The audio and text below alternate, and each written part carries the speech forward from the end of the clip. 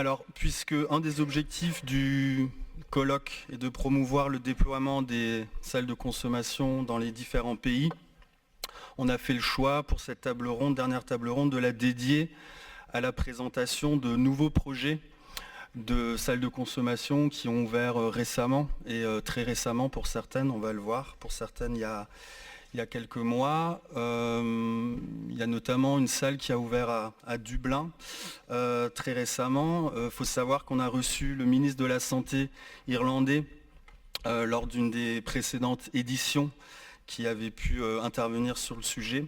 Et aujourd'hui, on a la chance d'avoir deux représentantes de la salle de la ville de Dublin qui vont présenter leur projet. De la même manière pour Glasgow, Glasgow qui a ouvert très récemment. Il y a Dan qui va présenter le projet de Glasgow.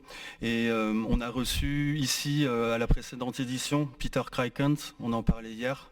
Peter Krykent qui nous a quittés récemment et qui a été un des instigateurs, un des moteurs sur la ville de Glasgow, puisqu'il a porté à l'époque une salle de consommation mobile non autorisée. Et puis on voit comment aujourd'hui ça a permis d'aboutir à un projet pour le coup qui lui est validé. On va également, vont vous être présentés d'autres dispositifs qui eux ont ouvert depuis un peu plus longtemps, dans l'idée de mettre un peu en perspective avec des expériences qui ont voilà, une plus longue antériorité, dans l'idée de partager justement leur expérience. Des dispositifs fixes, et vous verrez qu'il y a également des dispositifs mobiles qui seront présentés. Alors l'objectif, c'est d'échanger sur la manière dont ces projets ont abouti et d'échanger sur leur fonctionnement respectif selon les spécificités des territoires et les besoins des personnes en fonction des villes et des pays. Et par ailleurs, il y a Ariana de Correlation Network qui, pour conclure, fera un point sur les formations qui seront prodiguées par Correlation dans le cadre du soutien au déploiement des salles de consommation en Europe. Je vais pas être beaucoup plus long, je vais vous présenter rapidement les nombreux intervenants. Donc dans l'ordre, à ma droite, il y a Raoul, Schaaf et Claudia Allar de Luxembourg, Abrigado, CNDS. Ensuite, à côté, il y a Hugo Faria et Roberta Kreis de Ares do Pinal, à Lisbonne. À côté d'eux, il y a Ariana Rogali de Correlation Network. À sa droite, nous avons donc Daly pour la salle de Cecil à Glasgow. En face de moi, il y a Nina Micaleff de la structure L'Anonyme à Montréal. À côté, il y a nos collègues de Brno en République tchèque, avec Viktor Mravik et Sofia Buchalova. Alors excusez-moi pour si j'écorche les noms des uns et des autres d'avance. Ensuite, nous avons Clarissa Ferreira, également de la ville de Lisbonne, pour l'association GAT. Ensuite, nous avons Luka Mrak de Nova Gorica en Slovénie. Et enfin, nous avons Nicolas Corrigan et Orla Andren, donc de Dublin. Maintenant que les présentations sont faites, me concernant, donc je suis Nicolas Ducournau, je travaille à Argos, ici à Strasbourg. Argos ne va pas être présenté ici, mais on a eu l'occasion de le faire dans différents endroits. Et certains d'entre vous ont peut-être déjà visité Argos ce matin, et il y aura d'autres visites qui seront prévues dès demain. Ce qu'on va faire, c'est que les présentations vont être menées à tour de rôle, et puis on va laisser un temps pour l'échange. Et on va démarrer par la diffusion d'une vidéo que nous a communiqué Luka de Nova Gorica. Et donc, Luka, je te donne la parole. Svaka čast, ki ste začeli prvi. Firan, full, varno sobo. Oziroma, dajmo čim več jih narediti. Dobra pridobitev. Goriška varna soba je projekt financiran strani Ministrstva za zdravje. Kot člani konzorcija v njem skupaj sodelujemo Šent, Zdravstveni dom osnovno varstvo Nova Gorica in mestna občina Nova Gorica. Šent, Slovensko združenje za duševno zdravje, je glavni izvajalec v projektu in je nevladna organizacija, ki deluje v javnem interesu in na področju celotne Slovenije izvaja ter dopolnjuje mrežo javnih socialno-varstvenih programov. Vsaka uporaba drog je tvegana in varna soba je prostor, kjer skrbimo za zdravje in predvsem za varnost uporabnikov drog. Kot diplomirana medicinska sestra zagotavljam zdravstveno nego in oskrbo uporabnikov, za zagotavljanjem sterilnega pribora pa zmanjšujemo tveganje za sepso, endokarditis in druge resne okužbe. Preko zdravstvenega informiranja in svetovanja pa poudarjam pomen preprečevanja prenosa nalezljivih bolezni, kot so hepatitis B, hepatitis C in HIV, ki so sicer pogosti pri uživalcih drog. Moje naloge so informiranje, neformalni pogovori, svetovanja uporabnikom, hkrati pa v bistvu jim pomagam pri urejanju socialnega, zdravstvenega in pravnega statusa. Pomagam uporabnikom, da se lahko vključujejo v socialno-varstvene in zdravstveno-varstvene programe v naši skupnosti, kar je tudi namen varne sobe. To zmeraj počnem po načelu zmanjševanja škode in sicer brez moralnih sodb. S takim pristopom smo mi še bolj dosegljivi nekim skritim populacijam, ki jih načeloma težko dosežemo. Odvisnik se hoče takoj zadeti v grmu, za vohalo. Sem bil sredi ceste, ležal na pločniku. V varni sobi dobim v prvi vrsti podporo. Boljše je zato, ker zunaj je vse umazano, tukaj je čisto, je vse pod nadzorom, dobiš vse pripomočke, kar potrebuješ. Se razdeli pribor, strelj, lepo, imaš 3 sobe, greš v tisto, ko hočeš, si narediš, počakaš, greš, to je res odlično.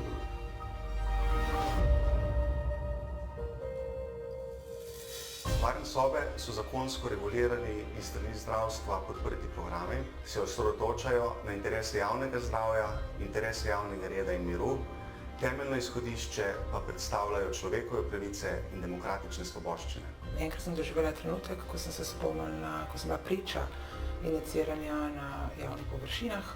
Takrat je uporabnik to naredil v zelo slabih pogojih in je tudi odvrnil infektivni material pod klopco. V tem trenutku pa v bistvu gledam čisto nasprotno sliko, kako lahko uporabnik v nekem čistem, mirnem prostoru to naredi da ohrani neko dostojanstvo. Na ulicah Ithaque je tako vržene tiste igle, povsod je vse nevarno in vse za otroke, za vse. Tukaj je pa vse pod nadzorom, vsi skozi pod nadzorom, to zdravstvene sestre in vsega. Če se kaj zgodi, da lahko pol takoj pomagajo. Hvala Bogu, prihaja malo, imam osebe, ki se z njimi lahko pogovorim. Se je tudi že zgodilo, da na koncu, ker sem se hotel zadeti, ker sem bil v stiski, sem šel domov, bom rekel, miren. Na mestni občini Nova Gorica smo takoj podprli predlog vzpostavitve prve varne sobe v Sloveniji, tu pri nas na Goriškem. Verjamemo, da bo varna soba tu pri nas v našem okolju pripomogla k zmanjševanju oziroma preprečevanju predoziranj in okužb. Pridobimo z varno sobo tako zdrava populacija kot naši uporabniki. In jaz mislim, da je to za vse nas ena velika pridobitev. Naša vodila socialnega dela ter zmanjševanja škode izhajajo iz predpostavk sprejemanja, vključevanja in krepitve moči najranljivejših med nami. Boljše je varni sobi, no. Še prva je tukaj na Goriškem. To rabimo, varna soba mora biti, ta je prva, hvala Bogu. Oziroma, hvala Šentu in njihovim delavcem. Verjamemo, da z goriško varno sobo lahko vplivamo in spreminjamo navade ter vedenje uporabnikov drog. Hkrati si želimo, da bi naš vpliv in spremembe segali širše v skupnost in dosegali tudi tiste, ki drog ne uporabljajo. Želimo si, da bi goriška varna soba služila kot izhodišče za nadaljnjo razpravo med različnimi strokami, akterji politike drog ter laično javnostjo in kot dobra praksa služila spodbudi odpiranja tovrstnih programov v drugih urbanih središčih v Sloveniji in tudi širše v regiji.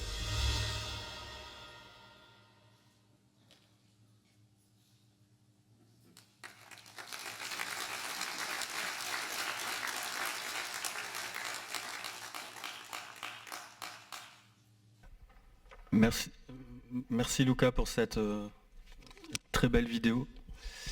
Et je crois que tu voulais dire quelques mots. Thank you very much. First, good afternoon, everyone. First, I would like to say that it's a real honor to be sitting here with all of you today and talk about the work we are doing back home. Thank you to organizers and to all of you who are being here and working together to reduce harm among people who use drugs. So thank you again. And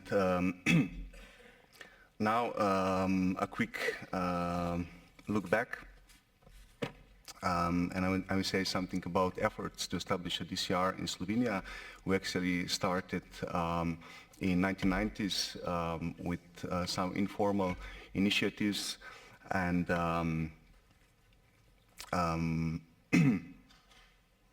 yeah, the first official initiative was submitted to the National Drug Office by the NGO Stigma from Ljubljana, but that initiative was refused at that time. And if I jump to 2012, the new criminal code was adopted, which makes the operation of DCRs legally and possible in Slovenia. In 2015, NGO Stigma receives funding from the Ministry for Health, and they started this preparatory phase. But the National Medical Ethic Committee expresses some doubts about it, and 2 years after they stopped the project. Yes, and now let us move to the city of Nova Gorica, which is located in western part of Slovenia, and we share the space together with Italian part of the almost the same city called Gorica, and there lives like 15,000 inhabitants in the city. So about the development of the project, we were fighting for not only for the drug consumption room, but also for the other needs of people who use drugs for a long time. And the application submitted to the public call by the Ministry of Health was at 2022. And a year after we started with the project, at the beginning of the year of 2023, we started the preparation for the drug consumption room. And we informal launched the program for users in July 2024, and we have an official opening on November 14th last year. Yeah. So we are having our DCR in the drop-in center. You can see it on the left side, on the top. We have this drop-in center since 2006. On the right side, you can see the outreach team, and on the down and on the left side, you can see also a shelter. These are 3 harm reduction programs we are having in Nova Gorica. So I will mention some challenges and difficulties. So one of them is that our budget was very limited, like somewhere else probably. In particular, it was difficult to secure funding for the reconstruction in the facility, and due to a shortage of nurses in the labor market, hiring one for the DCR proved very difficult, as you can imagine, because not many nurses want to work in a drug consumption room with drug users. So we also face challenges in obtaining the legal use, and we have received quite a few negative reactions from the public, especially in the form of comments on the social media. On the other hand, we also have some supportive elements, like including many years of experience in the harm reduction field, which means that we had a clear understanding of what we wanted and how to achieve it. We have implemented many different projects over the years and working closely with people who use drugs and find themselves in crisis. Our work is recognized by other stakeholders, both in the community level and also in the national level. We have very strong support from the municipality and the local healthcare center, and these are both partners in our DCR consortium. In addition, we have engaged many other professional institutions from the society. Here you can see the image from the opening ceremony above, and also the image about construction work inside the Daly Center. I would like to highlight that our DCR is very, very small. It would likely be categorized as a micro DCR. I'm not sure if UDAA already had a webinar about micro DCR. So, and this DCR consists of 3 different rooms. In the picture you can see the reception area where users enter before consuming drugs. Here they meet with the nurse and with the social worker who both work in the program. And the other 2 rooms are designed either for injecting drugs or for nasal use or smoking. So since the DCR opened, we have noticed that many users remain somewhat hesitant about using it. Some are concerned about confidentiality, while others do not yet recognize the benefits of supervised use compared to the public use they have practiced for many years before. We must constantly adapt the services to the needs of the program as the staff also continues to learn on to go. More than with the drop-in center, we see that the location of the drug consumption room, which is on the edge of the city, is less suitable. It would be better to be closer in the city center, and we also located near the police station, which is also a problem. We were taken aback by the negative public responses following some media coverage. And despite having a nurse on staff, we were surprised by the users' willingness to talk about their health concerns and begin treatment. In particular, after using drugs, users often show their wounds to the nurse. And just the almost last slide about the prospects. Our first priority is to complete the current project, which runs until the end of the year, and a new project proposal for the period 2006-2028 has already been submitted. And we plan to relocate the DCR to a little bit better location in the middle of the city. In the future, we intend to establish a gray area for the sharing of small quantities of drugs among users, which is prohibited right now. And we support the opening of DCR in the capital of Ljubljana, where it's even more important to have it than in Nova Gorica, if I'm honest. And we will continue the dialogue on the needs of people who use drugs on both local and national level. And if anyone would like to follow our project, we can connect via Facebook. You're really welcome to follow us. And for any other questions or to get in touch, I will be happy to respond via emails. So, of course, you are also very welcome to visit us in Slovenia. Thank you very, very much.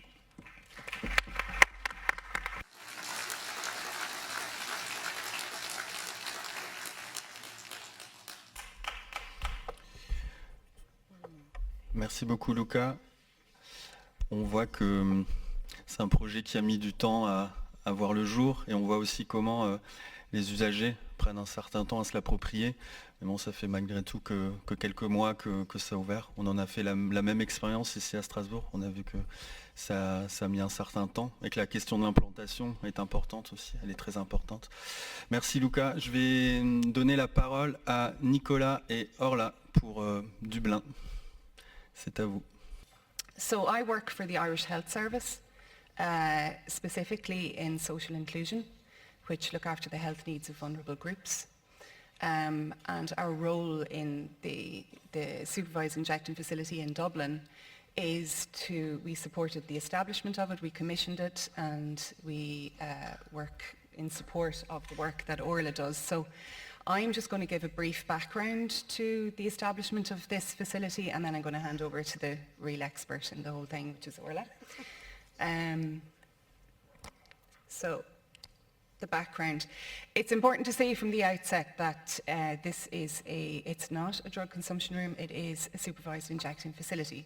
And it's set out under our Misuse of Drugs Act 2017 specifically as a facility that's operated where an authorised user may consume drugs by injection. And for that, the Minister for Health has to issue a licence to a specific organisation in a specific location to do this. The law is actually quite tight. The establishment process, I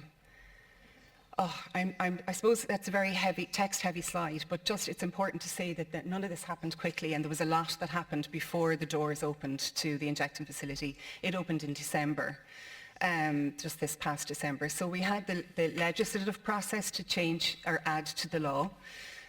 We had a working group set up by the Health Service, but that had to include the Ministry for Health, the City Council, our police force, and the Service User Representative Group.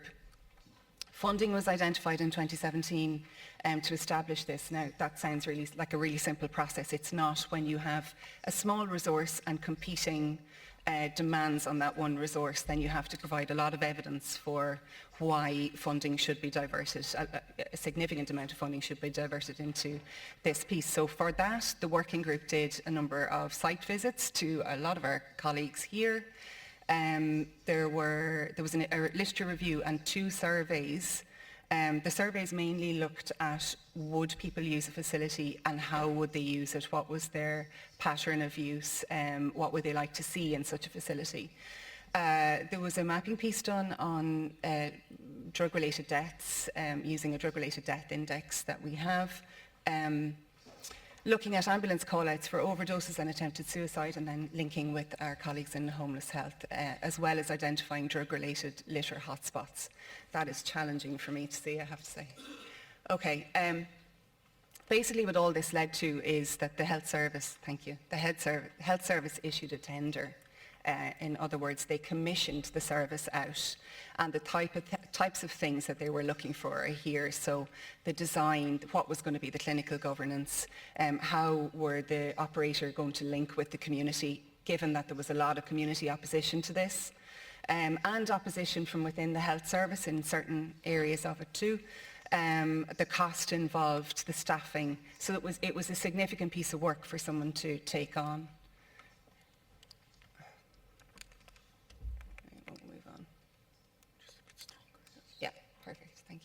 So similar to Luka, what you were saying about Slovenia, the timeline was just exhausting. So in August 2017, that tender went out for people to apply to run the supervised injection facility.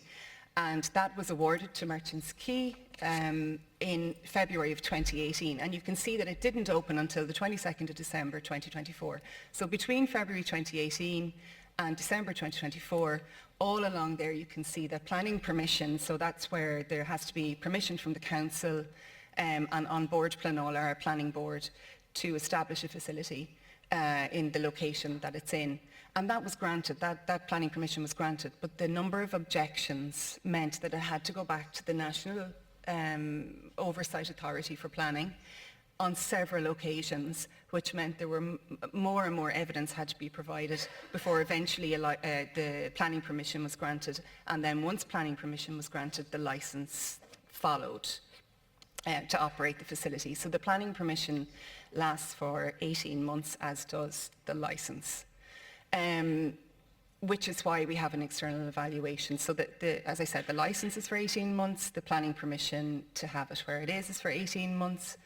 And part of the conditions for that licence and for the planning is that there's an external evaluation done. So we're Merchants Quay that run this facility can't do the evaluation, but we in the Health Service can, so we've commissioned that out. And Queen's University Belfast are doing that piece of work. And what that will do is when Merchants Quay are able to apply for a renewal of the licence and apply for a renewal of the planning permission, that there's a body of evidence there to support the work that they're doing from an external point of view. Okay. So the evaluation is very much based on the conditions set out in both the licences. 10 conditions set out in the licence were full of paperwork, full of red tape, and the conditions set out in the planning permission as well. So I am going to hand to you, Orla, to talk about governance. Perfect. Thank you very much, Nicola, and good afternoon, everybody. So I'm Orla Condon, I'm Deputy Head of Clinical Services with Merchants Quay Ireland. So I suppose part of my role over the past year and a bit has been very much focused around the MSIF and the setup of the MSIF and ensuring that it was clinically ready to go when we opened the doors and we had the staff and training, etc. around that. A large proportion of that, and I suppose before I go down the kind of dry governance route, I would like to say that I suppose if there's anybody out there who is thinking of opening an MSIF or a DCR at all, there's so much expertise out there and it's all in this room, and we had so much support. It was unbelievable from our international partners. We had training in from Correlation with Roberto and Hugo. We visited Luxembourg, we visited Paris. And without that background, there's no way that I would have been able to get this functioning in the time that I had. We also worked with Australia and Glasgow, so there is huge expertise out there, and thank you to everybody. We also had great peer involvement in the setup of the facility, which was invaluable. I know we've heard from Andy O'Hara yesterday, and we've spoken a lot about the importance of peer engagement, but I would like to underline the importance of that, just to make sure that the peers are on board, and it was in fact the peers who brought our first clients into us on the day that we opened, and that was a huge boost to us. I suppose part of the governance, I'm still on that one, sorry. I'll speed up. As part of the governance of the MSIF, we did have to do an awful lot of work with our stakeholders. So we had to set up a stakeholder forum, which include everyone from the police to the local communities, local businesses, local sports clubs, the fire brigade, and everybody who was involved, including the peers. So we hold meetings with that group every month, and that has been very successful to break down a lot of the barriers that we faced in relation to opening and in relation to the governance. We've also had to put in a very, very strong clinical governance committee, which is chaired by a psychologist, a psychiatrist who was actually nominated by the HSE, and that's been really positive to date. We also have obviously our licence reporting, our reporting to the Ministry of Health, our reporting to the HSE. So there's quite a bit of reporting that goes with it. I suppose this slide is just to point out, I suppose when this was agreed and the legislation was changed, there was a huge amount of opioids being used and injected within our society.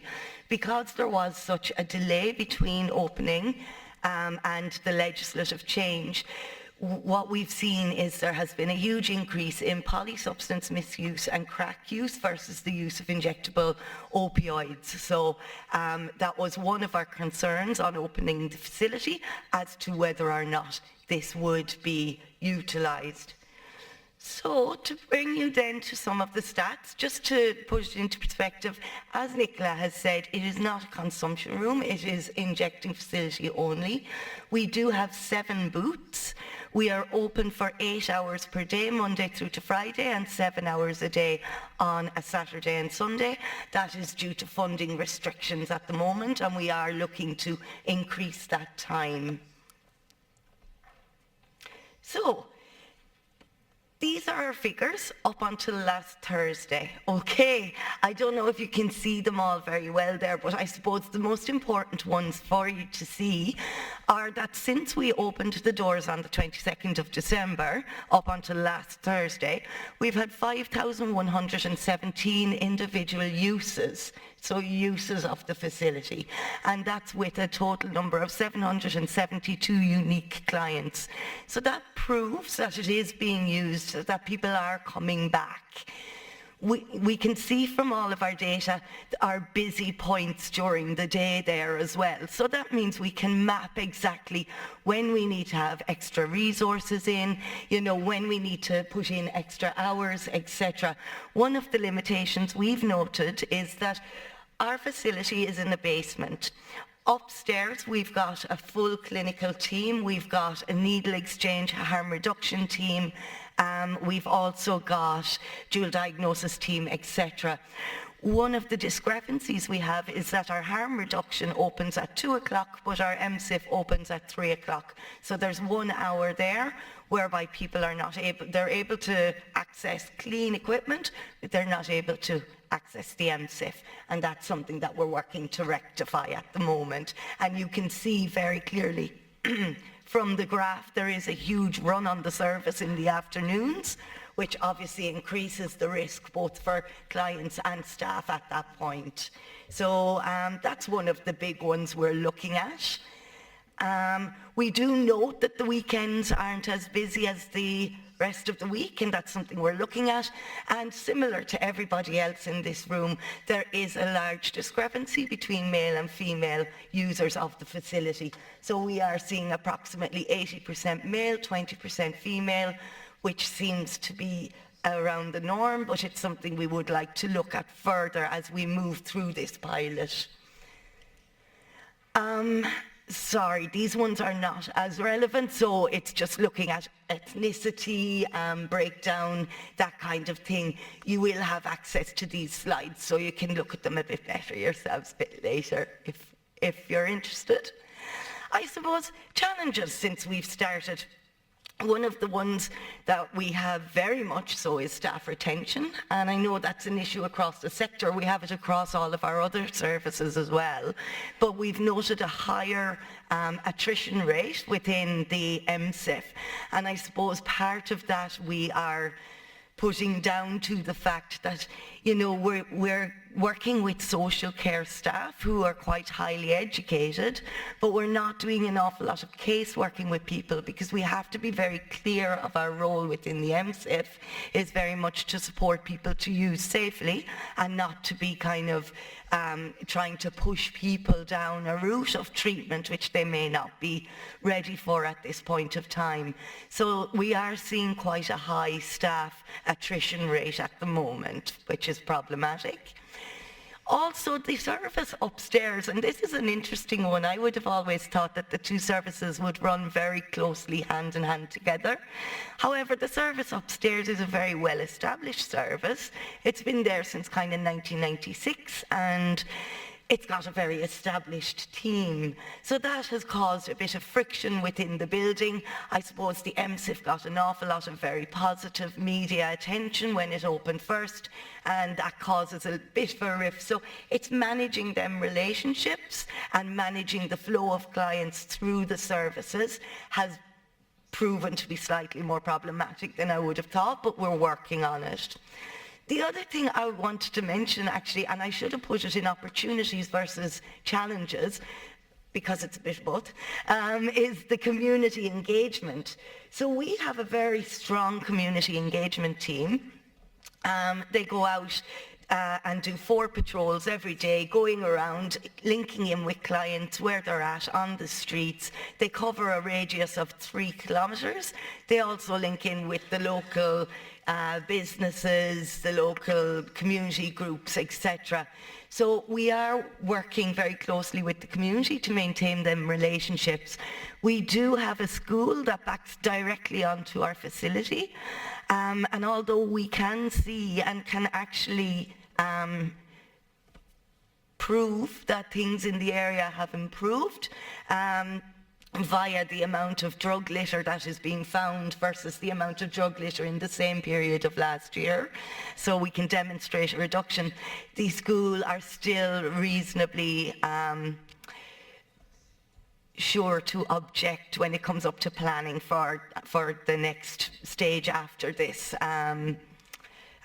pilot. So that's something we're looking to try and mitigate against and see what we can do to support the planning application. In terms of prospects, there's so many. I suppose we're still relatively new. There's stuff that we haven't implemented as well as I would like to. So things like the provision of naloxone to clients who are utilising the service. There are very, very tight rules and regulations around the distribution of naloxone within Ireland. So I want to improve that and start working closely again with the HSE to try and start giving more naloxone to clients using the service. We'd like to start increased testing of equipment being used to see if there are any trends, drug trends emerging in Ireland, so that's it. But I suppose ultimately we want to demonstrate that DCRs are needed in Ireland and that they work. So we would hope that if we can prove through this pilot that there is a need for this service, that we would be able to roll this out across the country, because people aren't only using drugs in Dublin, I can tell you that for certain. You know, there's other drug hotspots across Ireland and they're crying out for this service. So I think that's where we want to go with this. And that was it. Thank you.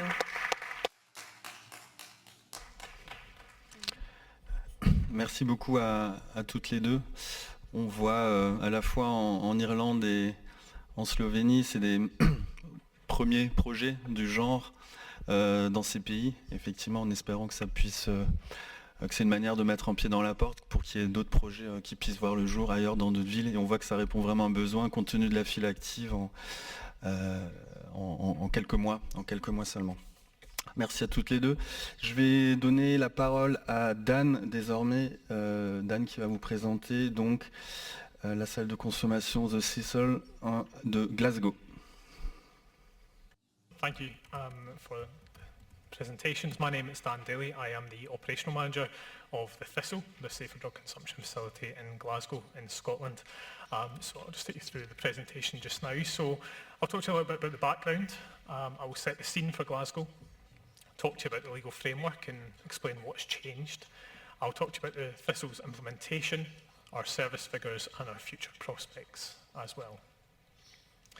So for Glasgow, we've seen that we had a significant rise in HIV prevalence in the population of people on drugs in Glasgow City back in 2015.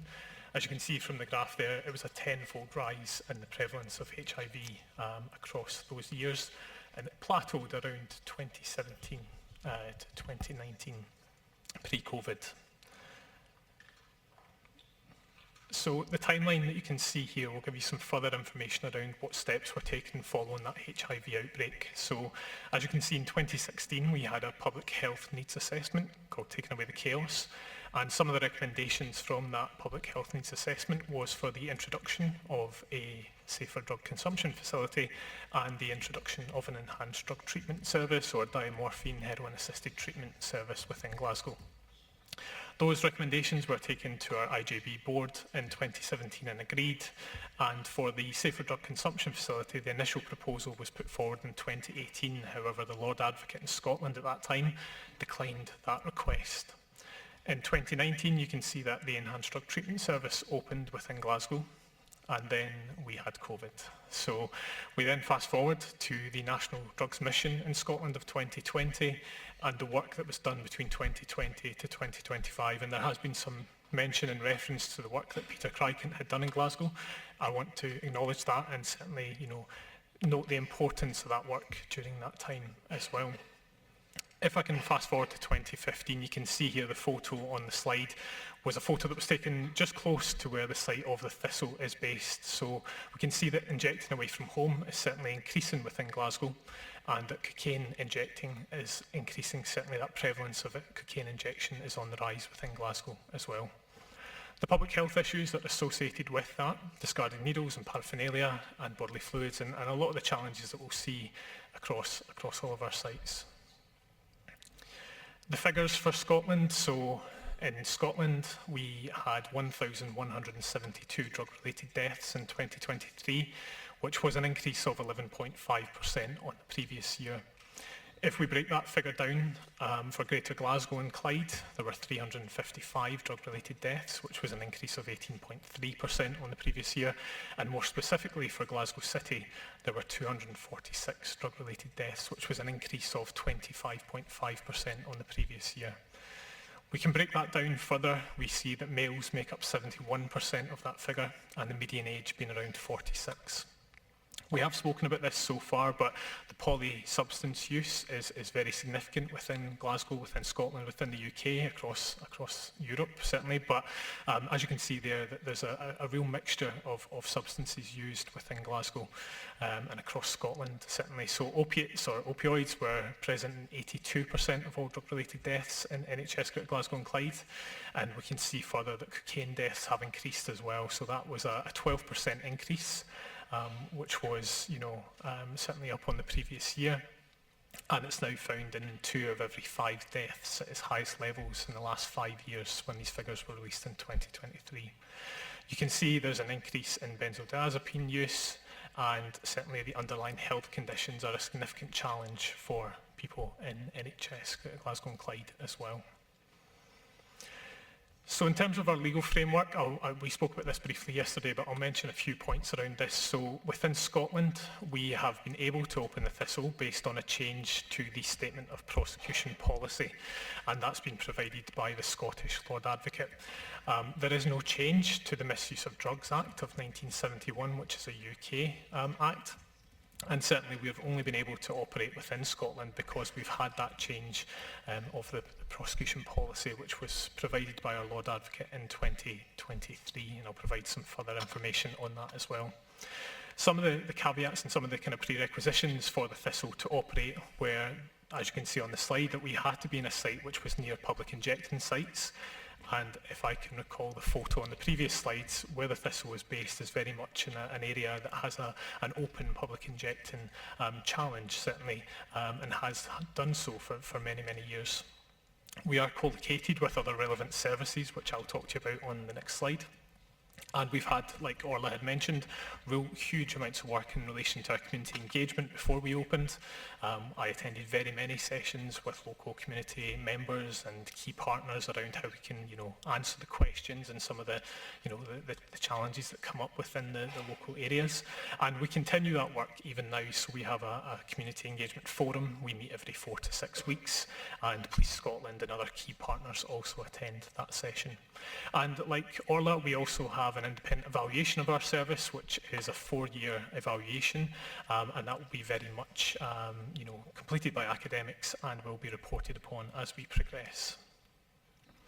Like I mentioned, the Lord Advocate, it was a new Lord Advocate when the proposal was put back to her in 2023, and she had provided that statement change of prosecution policy. So as you can see here, in January, the statement had noted that it would not be in the public interest to prosecute an individual attending the facility for an offence in terms of Section 5.2 of the Misuse of Drugs Act of 1971. There's reference to a facility within the Statement of Prosecution Policy, and it's important to note that that only covers the footprint of the drug consumption wing of the premise only.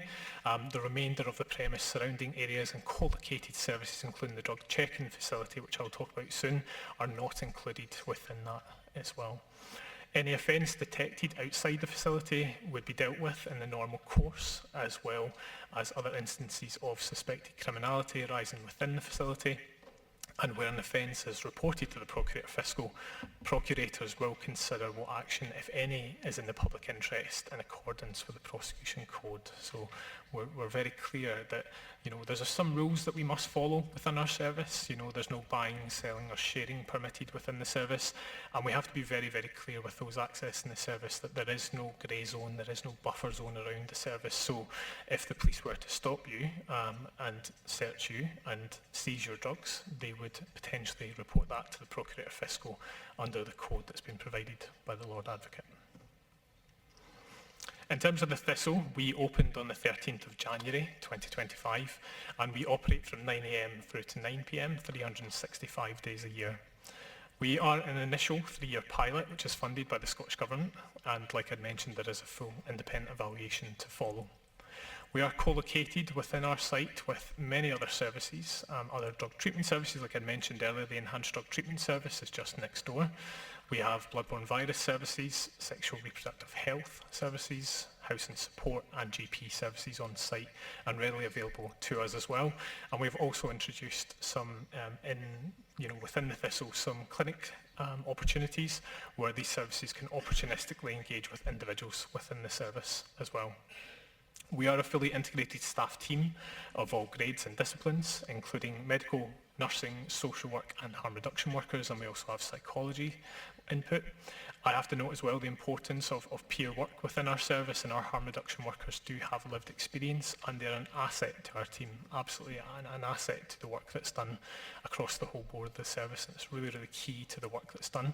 The ethos of our service is very much around that peer involvement, around the alcohol drug partnership, around the reference groups and those with lived and living experience, and I'll talk to you a little bit more about that as we go on. But even in terms of our recruitment processes, for my post I had 2 interviews. My first interview was with those with reference members of lived and living experience, and then I had a management interview as well. So every interview that I then done thereafter for the full staff team had a member of the reference group on the panel, and it was imperative that we had that support as we progressed as well. We do have the ability for individuals to access our service confidentially. We use a system called NEO, and that allows an individual to access the service with a unique identifiable code. And again, it takes away that barrier if someone isn't willing or wishing to share their information with us at that time. We had to, unfortunately, remove the proposal for an inhalation room, but we are very well aware that an inhalation room is much, much needed in Glasgow. As we've mentioned across the talks today, we know that drug trends have changed. We know that the trends of use have changed. And certainly from the Public Health Needs Assessment back in 2016, we know that the smoking of cocaine has massively increased within Glasgow. So an inhalation space for us would be very much required and needed within our space as well. We also have submitted an application to run a drug check-in service pilot in Glasgow, and the UK Government Home Office have attended the site and provided a site inspection, and we await the outcome of that. But that again will be another add-on service that we'll be able to provide in terms of our harm reduction approach, to allow the opportunity for the individual to test their drugs and get a quick response of around 20 to 30 minutes of the key drugs that are within the samples provided. I'm going to show you some photos of our service now, and I hope as we go through these photos you'll see that a huge amount of work has been done in collaboration with our reference group members, like I mentioned. We have very much taken a lot of time and effort to make sure that this environment is a trauma-informed and psychologically informed space that people will very much want to spend time and want to return to as well. So as you can see, we have our main Hunter Street. Hunter Street's the name of the Health and Care Centre where we're based, and this is our main reception area here on the right-hand side. We have considered the language within our service as well, so you'll see that we have chat rooms as opposed to interview rooms.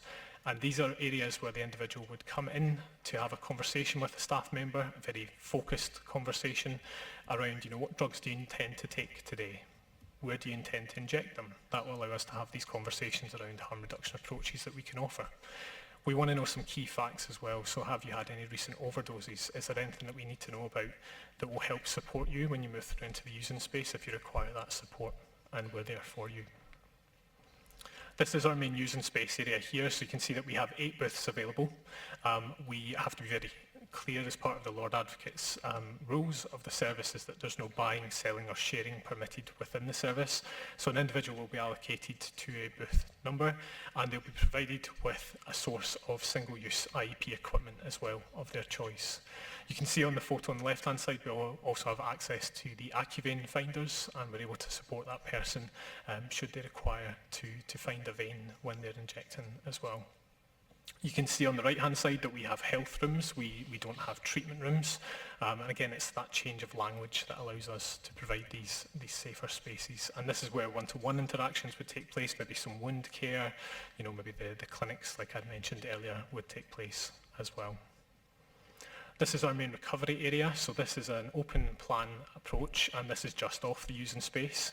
So the nursing team can support one another if it's required. We have access to full medical emergency equipment, there's crash mats and the full response is available that you would have if you were in an inpatient environment or anywhere else. And we'll, like other areas, manage overdose with oxygen first and foremost before we move on to the use of naloxone.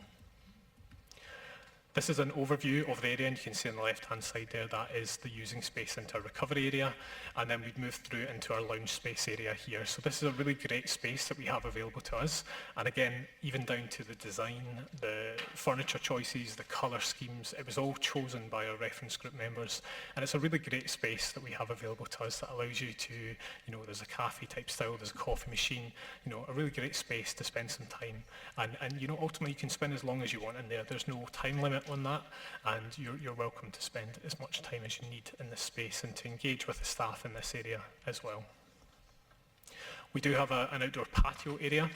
You are able to smoke in this area or vape, but we are unable to facilitate the smoking of drugs in this area. Like I say, it's only for nicotine at the moment. We also have a shower area and we also have a closed store, and there is laundry facilities available as well. This slide, I'm not sure if we're able to make it a little bit bigger if possible, but this is some of the statistics that we have up until the end of May. So we opened, like I said, on the 13th of January. Up until this was the end of May, we've had 306 unique service users come through the Thistle's doors. That's comprised of 248 males and 58 females. And you can see on the left-hand side the breakdown of the substances that is used since we've opened. So as you can see, cocaine is predominantly the drug of choice within the Thistle. Initially in January it was 84%, and that's steadily sit at about 60-70% as we've progressed. We also have heroin use as the second drug of choice, and heroin and cocaine use snowballing as the third choice, and there's been one crystal kind of methamphetamine use as well. We can see that certainly cocaine use is predominantly the drug of choice. In terms of access to the service, the service has been accessed over 3,000 times, close to 3,500 times, and injecting episodes is close to 2,500 times as well. From that, we've had 35 medical emergencies which have been, you know, dealt with the high expertise of the team and the support of partners within the room around, you know, how do we manage that, like I say, with oxygen first and foremost, you know, trying to reduce the use of naloxone, and certainly that reduce of ambulance call-outs as well. And this graph just gives you an idea of some of the figures, as you can see, as I've mentioned. You'll see that in April we had a spike of overdose within our service, and certainly we've seen that there was a report of green heroin that was present in Glasgow, and it was very much sudden onset deterioration. The overdose was sudden to the extent that staff were having to do full airway management. We were then having to administer naloxone, and we were able to get some of that tested, you know, the spoons, and we were able to get that sent away, and it was nitazines that were present within that. So within that space, you know, we've been able to reverse what I'm sure would have been fatal overdoses had it happened out with the Thistle. So we can see the great benefit of the work that we're all doing in this room as well. There is a dedicated web page which we can share, and there is some videos of our service which were created as well. And I believe that is us. So I'm happy to answer any questions, certainly, and thank you very much for your time.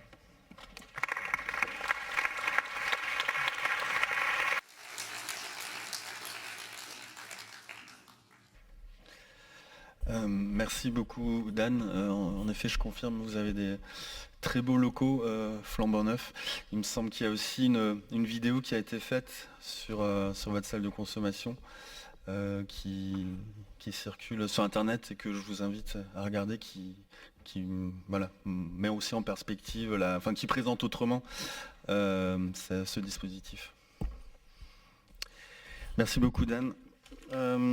Désormais, je vais donner la parole à nos collègues de Lisbonne, à Hugo et Roberta, Lisbonne, Ares d'Opinal, qui eux ont ouvert il y a un peu plus de temps et qui vont nous partager leur expérience. Hello, good afternoon. So I'd like to starting by thanking all the organizers. So this has been a great event. I'm a psychologist and I'm also the general coordinator of this NGO based in Lisbon. But I'm very close to the DCR project since it was a project since the beginning. So I will talk about the background and then Roberto will follow up with some data. So we are an NGO working with the drug addiction for the last almost 40 years. We have been doing other projects, harm reduction, and working also with homeless people. We have been doing this work during this last 40 years, like I said, but we are here to talk about our DCR. So this is not only a drug consumption room, this is also an integrated support service because it allows people to have access to other services. So we are located in Lisbon, where is the yellow pin. The red circle indicates where is the center of the city, so this is important just to give an idea of our specific setting. It's not a central of the city, the DCR. We are in Lisbon, but a little bit isolated from the urban area near the forest park of Monsanto. This is important because it's our scenario, and our scenario means that we are located in a neighborhood which has been during the 50 years the hot spot to find and to use for drug dealing. So here, this is a timeline, so there are some important dates since 2001, so starting from there, where it was the beginning of our decriminalization law in Portugal, which at the time allowed the opening of DCRs, but in fact only the first DCR opened only in 2019, and it was a mobile. We opened in May 2021. So there was also some important dates around 2008, 2010, with the financial crisis, we start seeing some open scenes in Lisbon, and it was a good opportunity to open a DCR, but it wasn't possible at the time. From 2016, we started to see these open scenes in Lisbon becoming more real, and fortunately we had the opportunity to push. We, with our partners, with the municipality, also with the National Institute of Drug Addiction, we could start the process to open. So the process was, the Lisbon City Plan process was to open 2 fixed facilities and 1 mobile. There is still 1 fixed facility to open. It didn't open because they chose a location where the neighborhood put a lot of pressure on the opening, so it's still waiting for the opening. It was our DCR, it was funded during the first 2 years by the City Council of Lisbon, and now it's funded by the National Institute of Drugs and Drug Addiction and by the City Council of Lisbon. I put that comment over there, common community benefit, because at a certain point during this process, we chose the location, everything was settled to open, and the community stand up and said, well, this is a short story, it wasn't so easy like this, but they came with the idea that they were not against the opening of the DCR, but they think that there were other things, basic things needed in this neighborhood. And fortunately, the city council were very sensitive to this, and they could provide all these basic needs that we were asking. So we could open in peaceful moment. Okay. So this is an area, like I said, so it's a hotspot in Lisbon. It's an area where you can find intense drug trafficking activities, a lot of public use, deficient personal care at all levels, major public health risk, and also many social exclusion and stigma. This is like, sometimes it seems like a place where all the drug users that stand in this part of the city goes every day. So our intervention is based on this model, so it's a low threshold service and approach. It's client-centered. We work as any other DCR to prevent the fatal and non-fatal overdoses. We try to promote the dignity and social inclusion of our clients.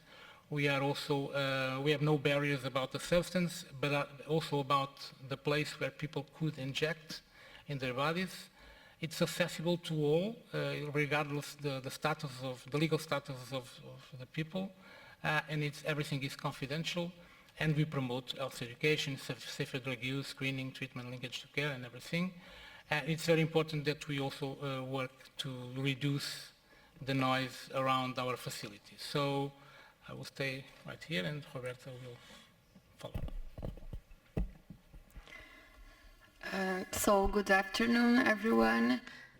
I'm Roberta Reis. I'm psychologist. I'm technical coordinator of this DCR, and I'm going to continue the presentation, talking a little bit about our service and the way we are organized in the field. Like Hugo said before, our service is an integrated service, and so besides the consumption rooms to smoke and to inject, we provide to our clients shower rooms. We have laundry and bank clothes. They can have little snacks there. We have psychosocial support. We test for infectious disease, and then we linkage to care. We have a community team that goes around the neighborhood every day in order to pick up all the material that are spread in the field and to talk to the clients that are using outside the DCR. How can you know to have the DCR plan? Only till you understand how we work. So the DCR is like an EU. And in the front part we concentrate all our service, and in the back area we have the staff area where clients do not have access to that. So I have some data regarding the profile of our clients. The majority of them are male.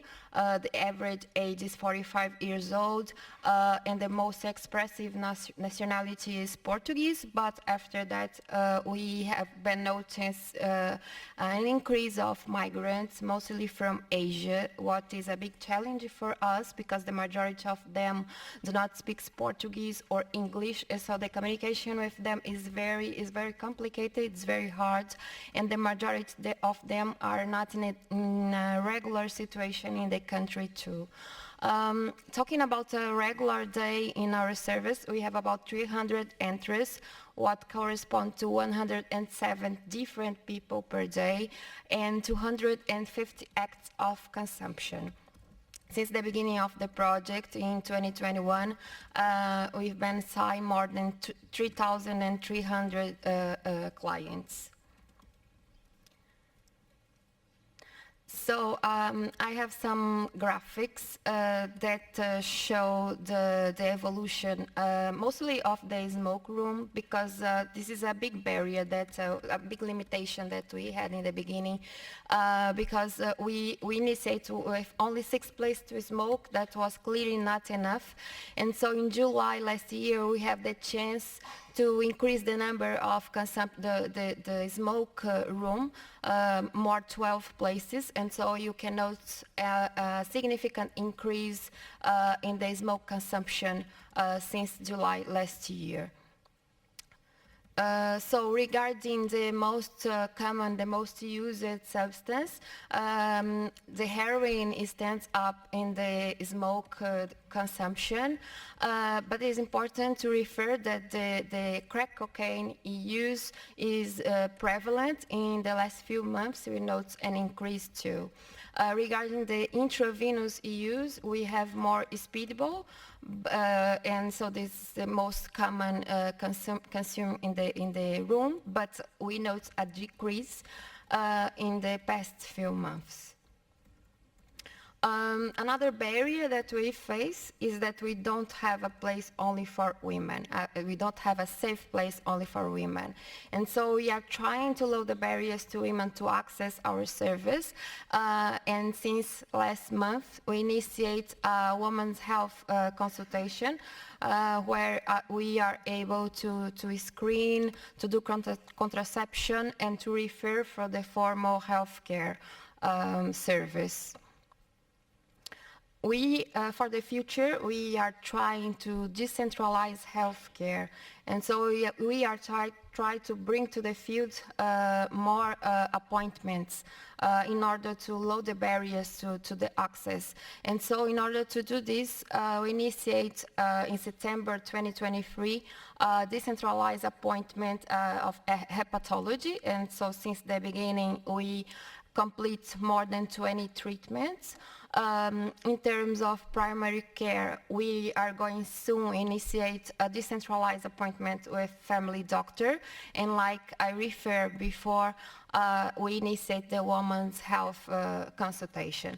But it is important to say that we still have a lot of barriers and a lot of limitations, and one of the biggest limitations that we have is the budget that do not allow us to have a regular drug checking, for example, do not allow us to keep the team, so the staff has been changing a lot since the beginning of the project, and do not allow us to have a service that is more oriented to certain populations like migrants, for example. So this is something that we have to continue to working on, and I hope to have good news in the future. So for now is this. Thank you very much for your attention.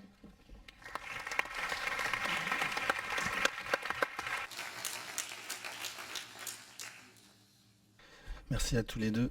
Je vais donner la parole à Clarissa qui va nous présenter l'autre salle de consommation de Lisbonne. Hello everyone.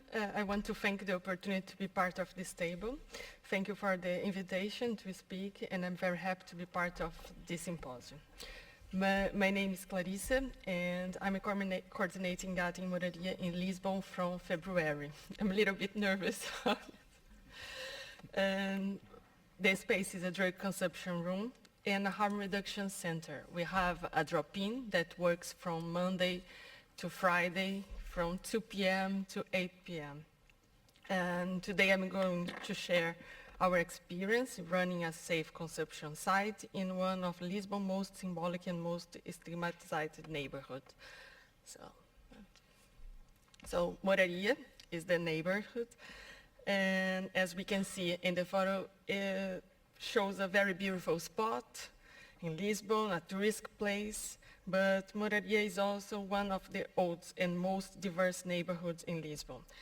It has always been a space of migration, culture, expression, and resistance. But it's also a territory marked by inequality. And as we can see, there is homeless, visible drug use, overcrowded house, gentrification, poverty, and strong police presence. In the beginning of this year, we had a big and abusive police operation that didn't respect human rights and was showed by the media. I don't know if in Europe, but it was a disrespect at all. And the consequence, this is one of the consequences of the increase of the extreme right power of those days. So it's a complicated area now.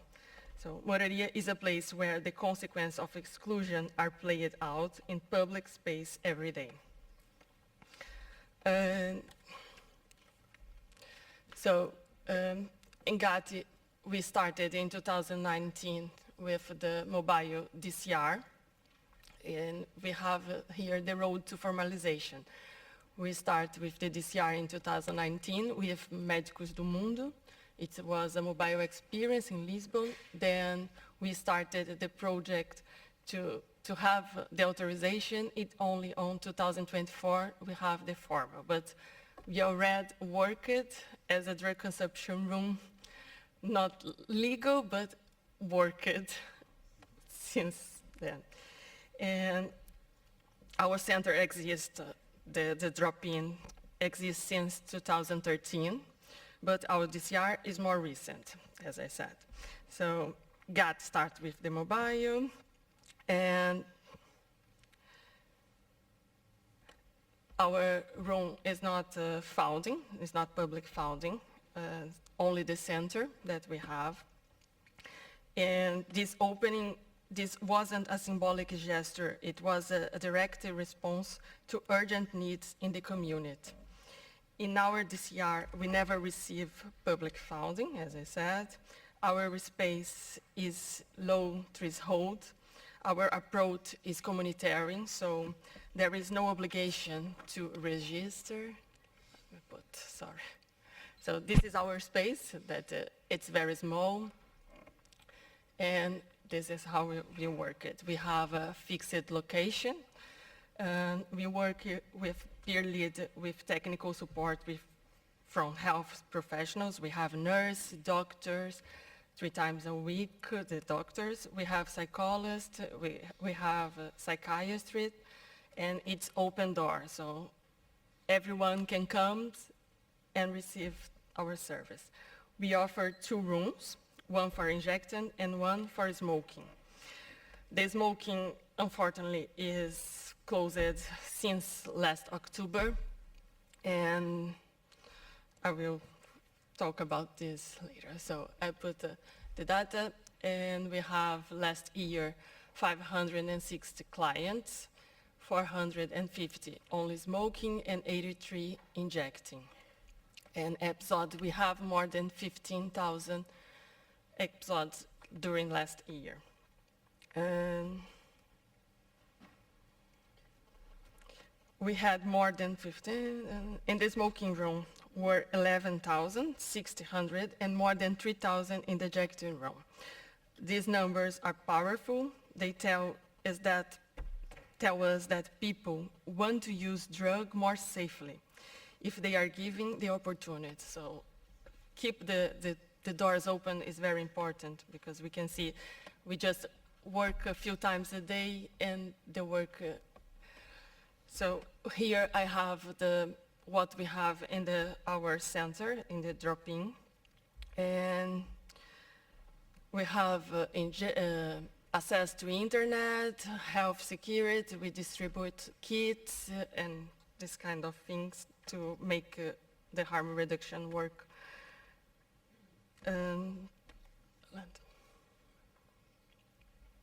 So talking about the closure, that I will be back on the smoking room, sorry.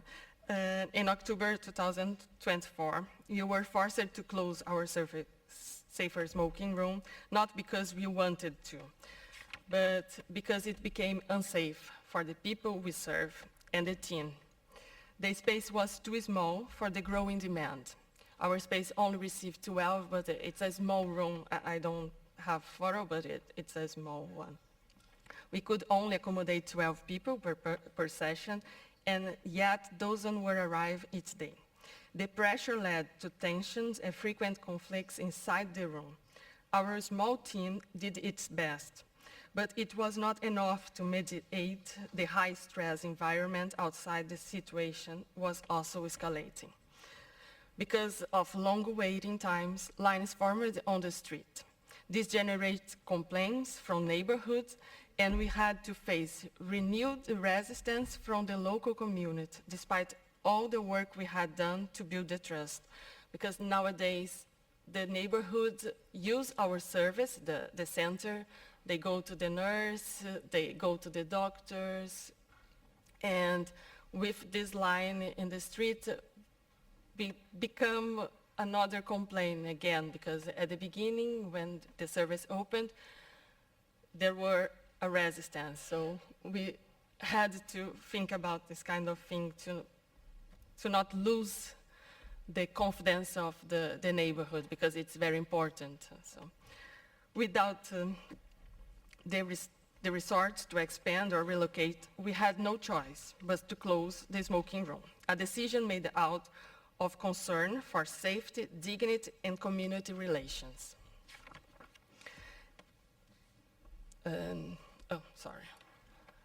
As we talked, we have our harm reduction center. Our approach is clear. We don't punish, we care. We see the numbers of distributed material.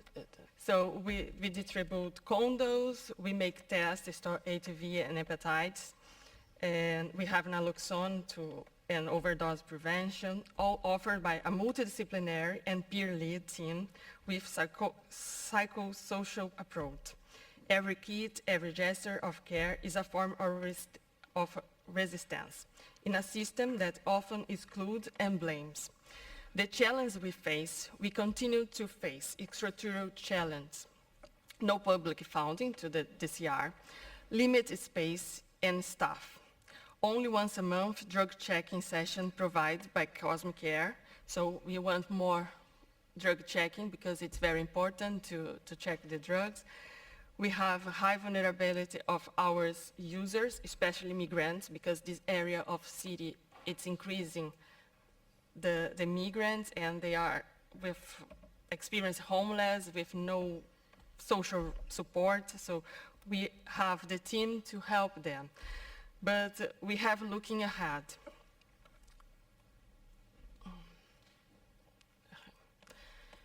So, despite it all, we keep going. We are actively working to reopen a safe space for smoking. Our team have been in training sessions, expand our open hours. As I said, we work from Monday to Friday only, from 2 p.m. to 8 p.m. It's a short time, and we have this difficult. We need a bigger space. We asked to the City Council a space, and we are waiting for the response. Empower our users through monthly assemblies and participation, because they have to be part of the process.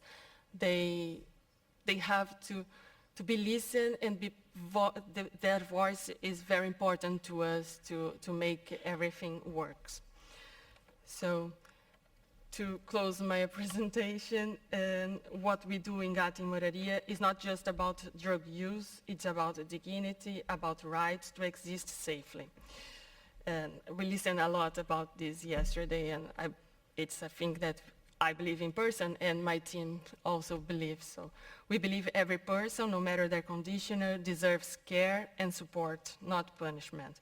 Thank you very much, and I leave my email and our address in Lisbon, that you can come and visit our job. Okay, thank you very much.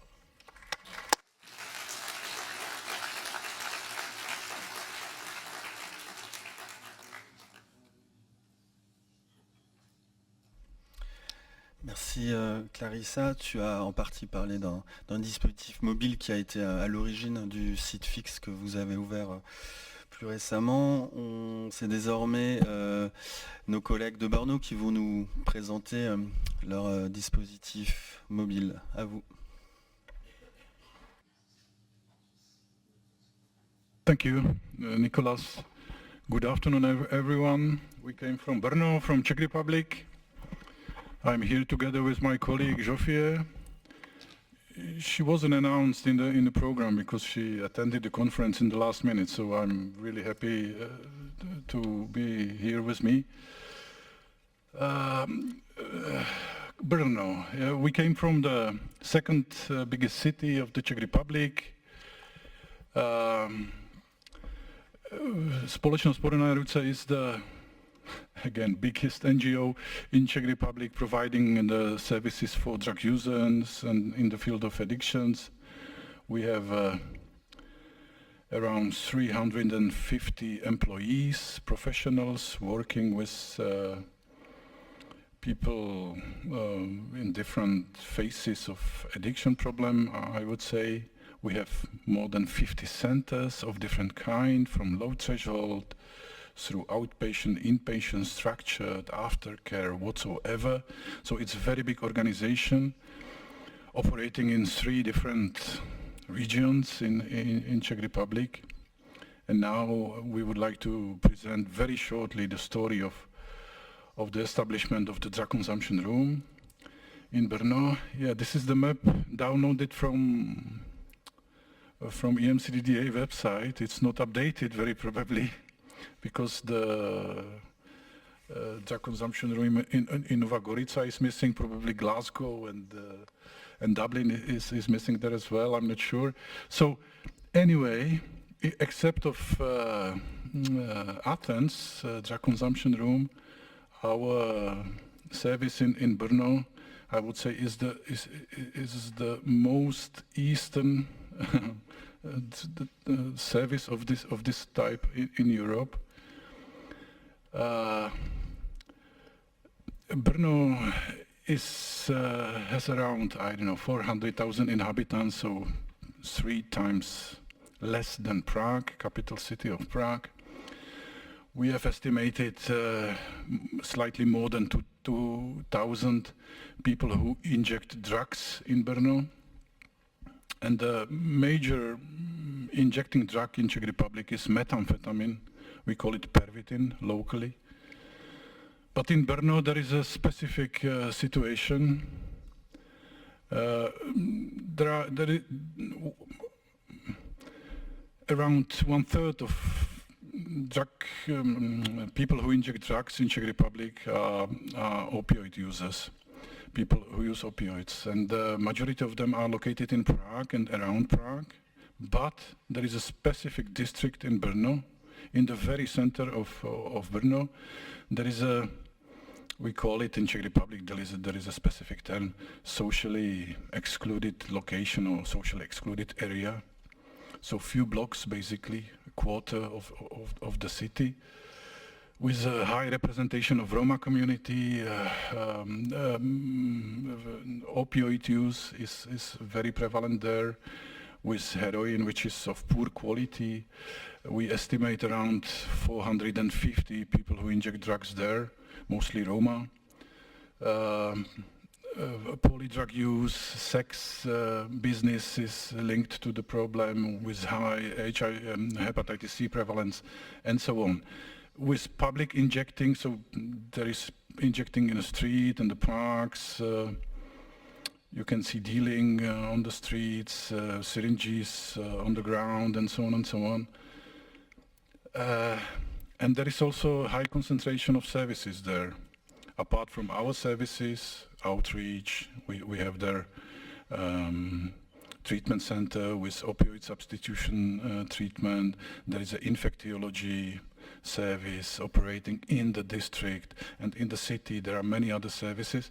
But anyway, drug consumption room was missing, despite the need expressed also by local community, local authorities, who would like to solve the problem of public injecting and all the public nuisance around it. And drug consumption room was proposed as a part of the solution. So basically this is the story of our service. It's first and only so far drug consumption room in Czech Republic. We started to prepare it in December 2021. Carefully, we assembled the coordination group, consisted of stakeholders, community members, local authorities, district authorities, representatives of people with living experience. So we have a peer group of our organization, and so on. And this group met regularly and is meeting still, even after opening. So we opened 19th of September 2023.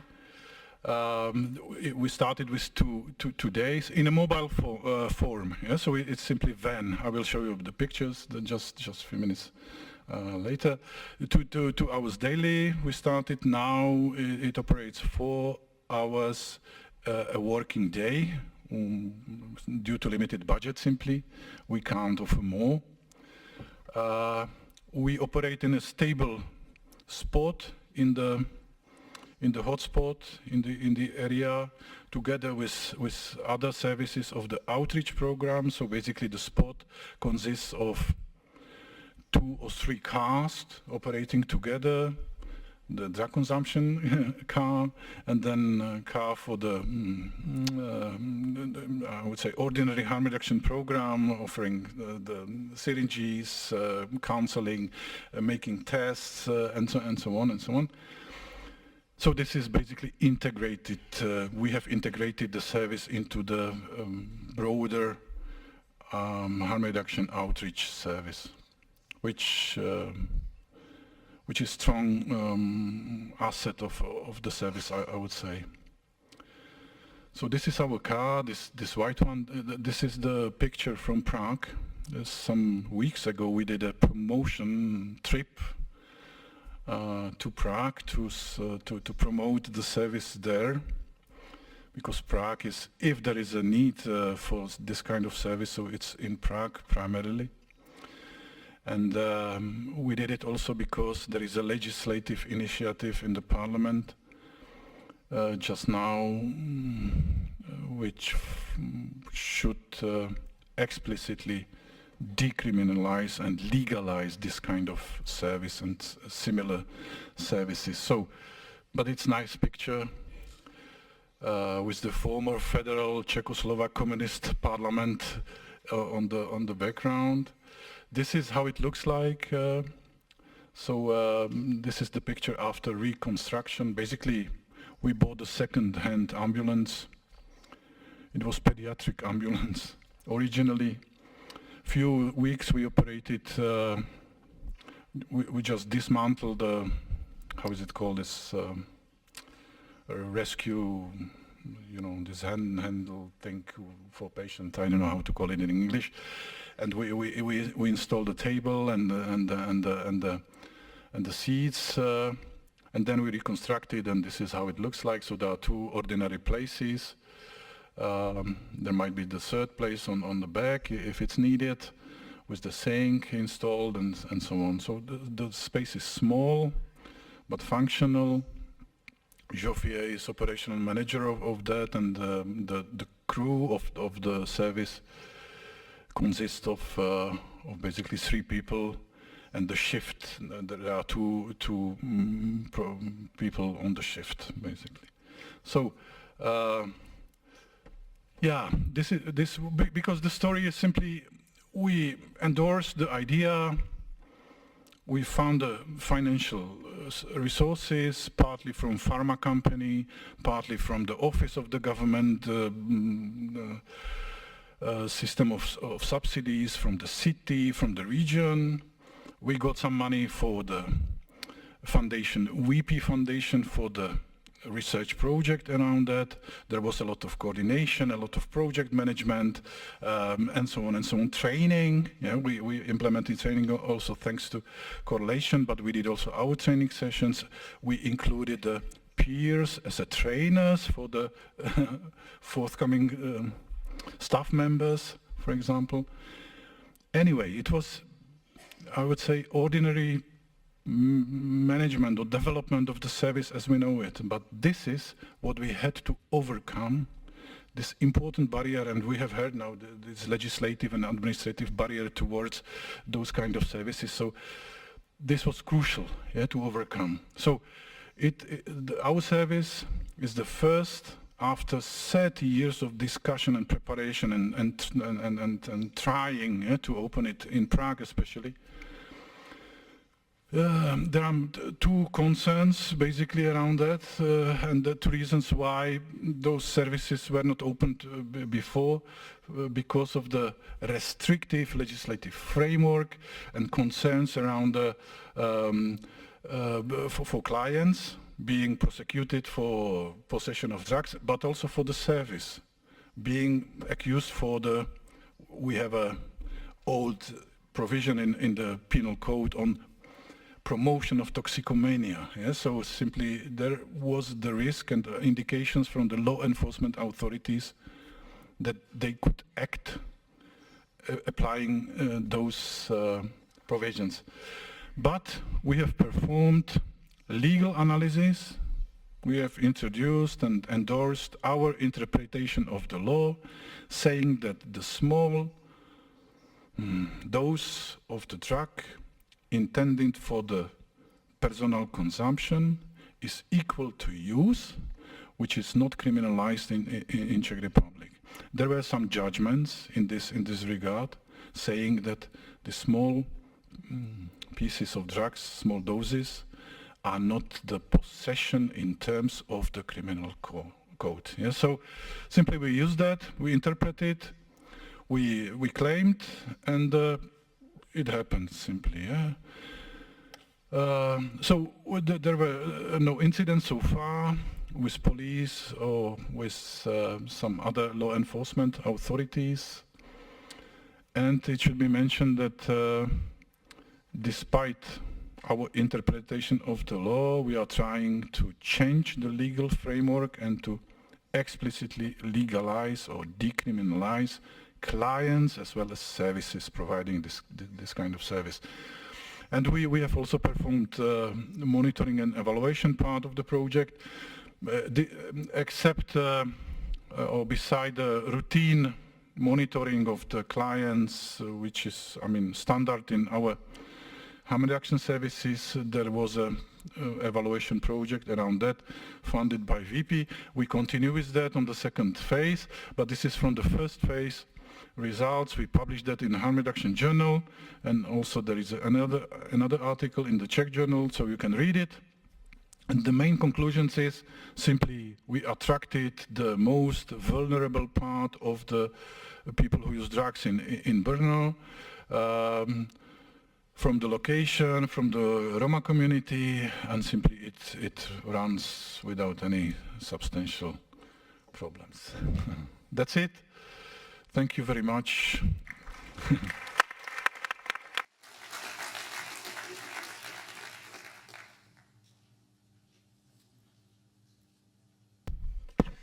Merci à tous les deux.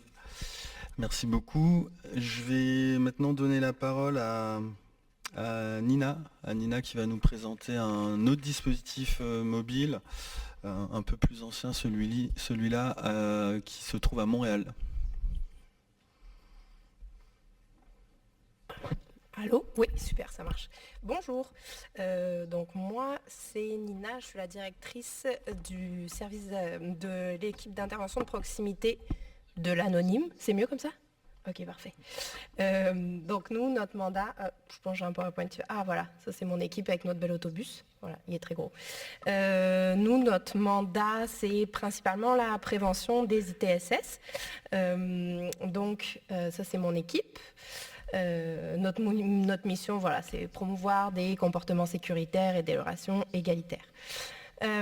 L'historique, donc nous, on a commencé en 89 avec à l'origine un mandat plus jeunesse.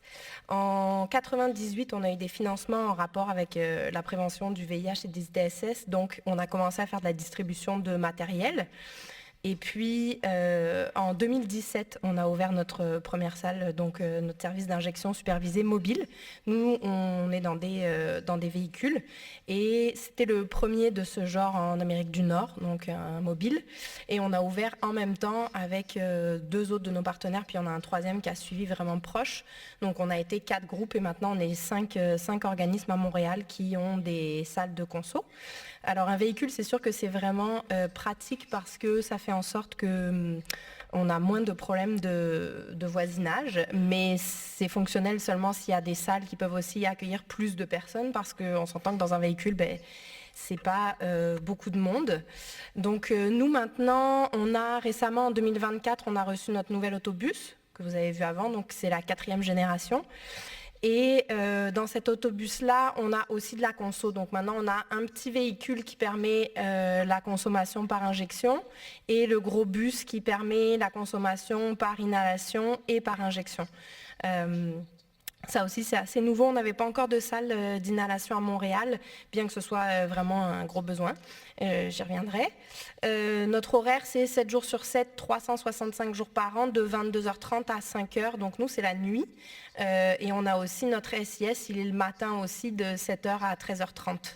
Donc la nuit, ça permet de compléter aussi les autres choses qui existent, parce que l'autre service ferme à 3h, je pense, le matin. Donc ça permet de compléter et d'essayer de couvrir le plus possible en termes d'horaire.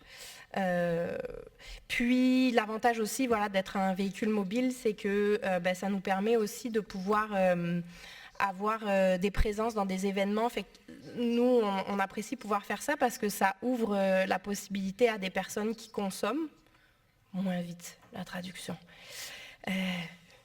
Alors, ça ouvre la possibilité à des personnes qui consomment de pouvoir être présents dans des événements comme par exemple des colloques, voilà, des rencontres de quartier, etc.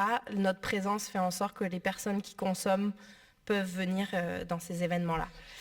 Notre organisation, c'est aussi un programme d'éducation à la sexualité, un programme de sécurité urbaine, donc qui permet de faire de la cohabitation, et des logements, donc à bas seuil, qui sont faits pour accueillir principalement des personnes qui ne pourraient pas être accueillies ailleurs dans le fond, donc qui consomment, qui sont mettons, sans logement depuis vraiment longtemps, etc. Donc notre équipe d'intervention de proximité, c'est ça, c'est à peu près ce que je vous ai dit. Finalement, mon PowerPoint, c'est pas vraiment nécessaire. Je parlais un petit peu des chiffres parce que voilà pourquoi c'est nécessaire d'avoir des sites fixes aussi. Nous, l'année dernière, c'est 1914 injections. Donc on se déplace, on est sur appel. Donc c'est pratique, mais voilà, c'est essentiel d'avoir d'autres choses aussi qui sont fixes et qui peuvent recevoir plus de monde. En termes de contexte politique, nous, jusqu'en 2015, c'était un gouvernement conservateur, donc assez fermé à toute possibilité de programme en réduction des risques. Puis, fin 2015, c'est l'élection de Justin Trudeau, et là, on a pu commencer à travailler sur des projets. Donc, on a ouvert en 2017. Nous, comment ça fonctionne, dans le fond, c'est que on a des exemptions de la part du gouvernement fédéral. Donc, fédéral, c'est le Canada, provincial, c'est le Québec.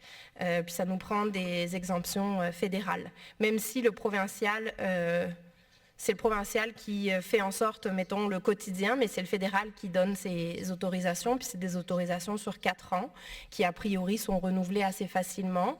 Bien que là, les précédentes élections, là, on a eu un peu chaud. Mais finalement, on pense que ça devrait aller pour les futures exemptions. En termes justement, qu'est-ce qu'il y a après ça? Parfait.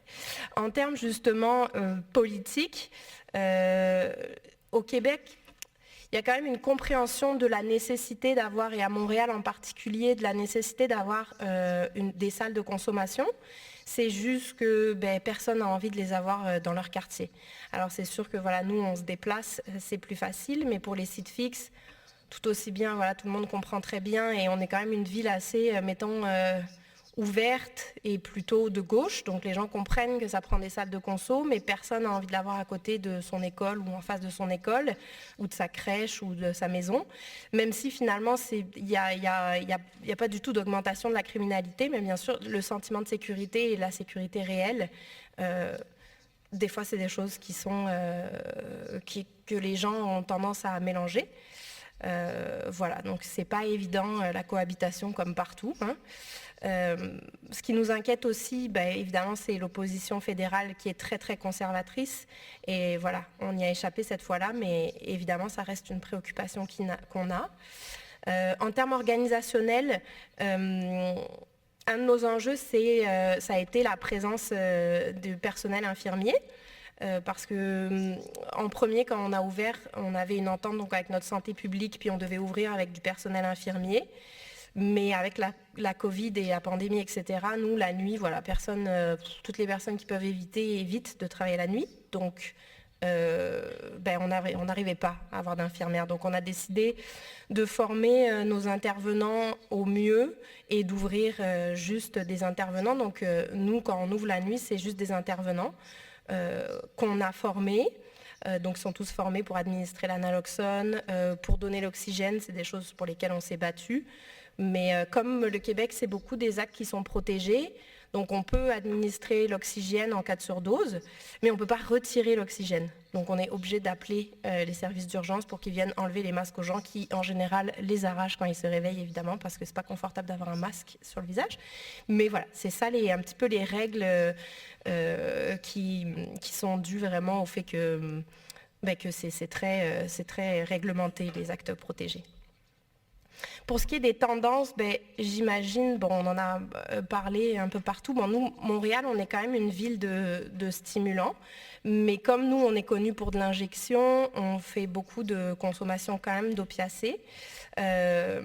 Pour l'inhalation, on n'a pas un gros recul, ça fait pas longtemps qu'on a commencé l'inhalation. Ce qu'on voit, c'est ce qu'on s'attendait, c'est pas mal crack, cristal et de l'inhalation de fentanyl. Qu'on a commencé à observer, que les personnes ont commencé à nous parler depuis à peu près 2023. Bien sûr, la consommation de fentanyl, c'est quelque chose qui, chez nous, est très présent. De manière générale, c'est à peu près 50% des consommations par injection que les gens viennent faire. Puis c'est des consommations donc, de produits qui se retrouvent sur la rue, qui sont, on n'a aucune certitude ni sur la qualité, ni sur la provenance du produit. Donc c'est pour ça que c'est excessivement dangereux et toxique. Même nous, on a des médicaments opiacés aussi, de la dilodite, puis il y a beaucoup de contrefaçons. Donc c'est très imprévisible les consommations des personnes. Et le fentanyl, c'est quand même assez récent que ce soit une consommation de choix.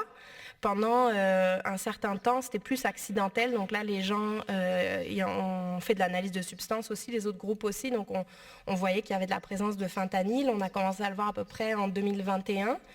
Ça est devenu une consommation de choix à partir de 2022-2023, donc c'est quand même assez récent. Et évidemment, ça a entraîné une augmentation drastique des surdoses. C'est pour vous donner un exemple, en 2017, à notre ouverture, dans l'année au complet, on avait eu 2 surdoses. Après, on est passé en 2022-2023 à 20. Et juste en septembre 2023, c'était déjà 21 surdoses chez nous et sur l'année à peu près une centaine. Et nous, par rapport aux autres groupes de Montréal, c'est petit parce qu'on reçoit moins de monde évidemment, mais voilà, ça a explosé. La tendance continue encore, ça se maintient cette année.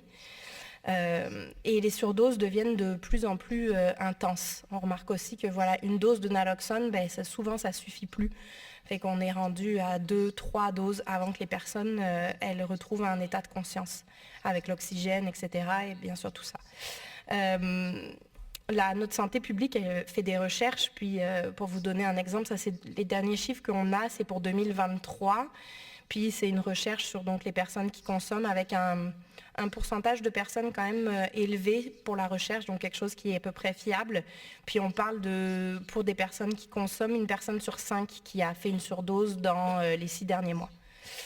Pour ce qui est du profil des personnes, c'est des personnes qui sont polyconsommatrices, qui sont évidemment souvent en situation d'itinérance, donc sans domicile. C'est à peu près 70 à 80% des personnes qui sont sans domicile. Puis, dans la dernière année, c'est 45% des personnes qui déclarent qu'ils vivent à la rue uniquement, donc pas dans des refuges, etc. La situation à Montréal, on a une grosse crise du logement qui fait en sorte que des personnes qui avant pouvaient encore se loger dans des squats ou etc., là se retrouvent vraiment dans l'espace public de manière beaucoup plus visible qu'il y a quelques années. Puis ça, la pandémie, ça a vraiment fait ressortir ça de manière très impressionnante. On remarque que de notre côté à nous, on a quand même un pourcentage de visites de femmes qui est élevé, particulièrement dans le SIS, qui est le petit véhicule. C'est 52% de nos visites. Puis on remarque aussi, on a un autre véhicule qui fait juste de la distribution, qui est petit aussi, et on remarque que c'est des véhicules qui conviennent mieux aux femmes. D'abord, c'est sur appel, donc on se déplace. Il y a plus d'itinérance cachée chez les femmes, donc elles ont plus de manière de se faire héberger, etc. Donc elles ont plus besoin de services qui se déplacent, et aussi c'est des espaces où les personnes ne sont pas obligées de partager leur espace. Et en fait, on constate que ça, c'est beaucoup plus rassurant pour des femmes. On observe aussi une tendance, une augmentation des jeunes de moins de 30 ans. Donc en 2022-2023, c'était seulement 13%. Aujourd'hui, on est autour de 30%. Donc voilà, en ce qui concerne nos perspectives d'avenir, nous, on met l'accent là pour les prochaines années. On a fait beaucoup de changements, etc. Donc on veut se stabiliser, mais on veut mettre l'accent sur l'analyse de substances. Nos groupes partenaires en font. Nous, on en fait aussi, et on aimerait ça en faire d'autant plus que voilà, on peut se déplacer, etc. Donc c'est facilitant. Et puis, en tant que groupe, on continue de militer particulièrement pour l'approvisionnement sécuritaire, qui ferait bien sûr en sorte qu'il y ait moins de surdoses. Il y a certains médecins qui acceptent aujourd'hui de prescrire des médicaments, des dilodides. Pas tout le monde veut, parce que ça fait en sorte, évidemment, il y en a beaucoup qui se ramassent sur le marché noir. Nous, on trouve ça merveilleux parce que des médicaments prescrits qui se ramassent sur le marché noir, ça veut dire une consommation sécuritaire, donc c'est super. Mais voilà, c'est pas. Donc on continue de militer vraiment fortement pour un approvisionnement sécuritaire, et on reste attentif aux tendances conservatrices qui se retrouvent chez nous, mais qui se retrouvent dans beaucoup de pays aussi. Voilà. Merci.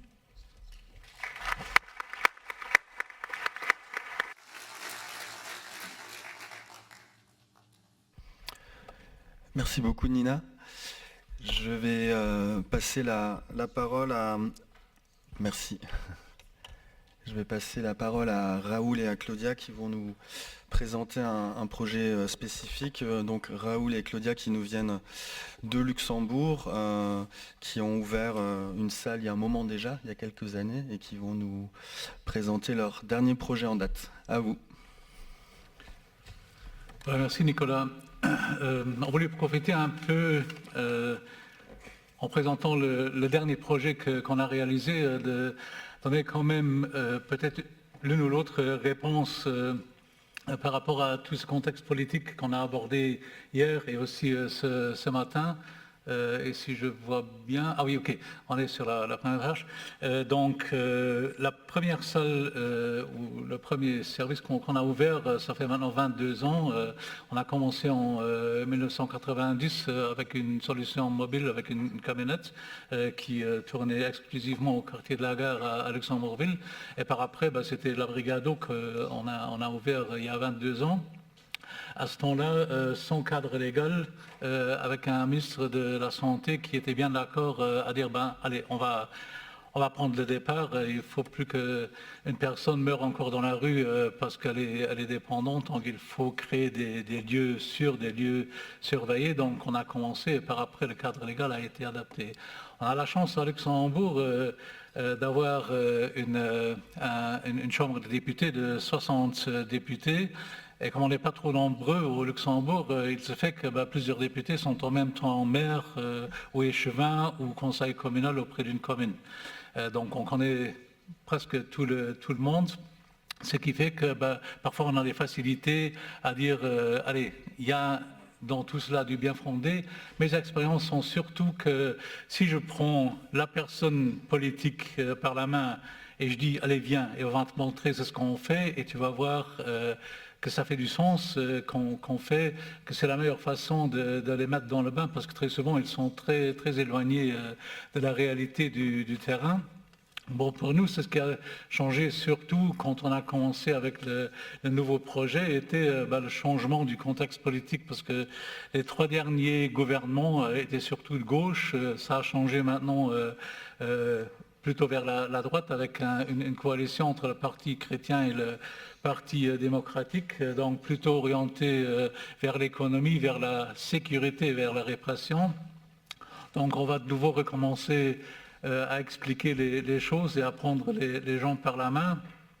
Pour moi, ça ne me dérange pas trop, comme j'ai d'une part une grande énergie et un don pour énerver les hommes et femmes politiques, donc je ne cesse pas. À l'heure actuelle, on a une situation qui est assez mouvementée dans le quartier de la gare, mais ça commence aussi à progresser un peu vers la ville haute de Luxembourg-Ville, un peu aussi dû au fait que on est le seul pays en Europe où le transport public est gratuit. Donc ce qui donne aussi une plus grande mobilité à tout le monde. Donc il y a maintenant la consommation qui passe si on peut dire, de la ville basse à la ville haute. Dans tout ce contexte-là, on est en discussion avec aussi bien les habitants que les hommes et femmes politiques.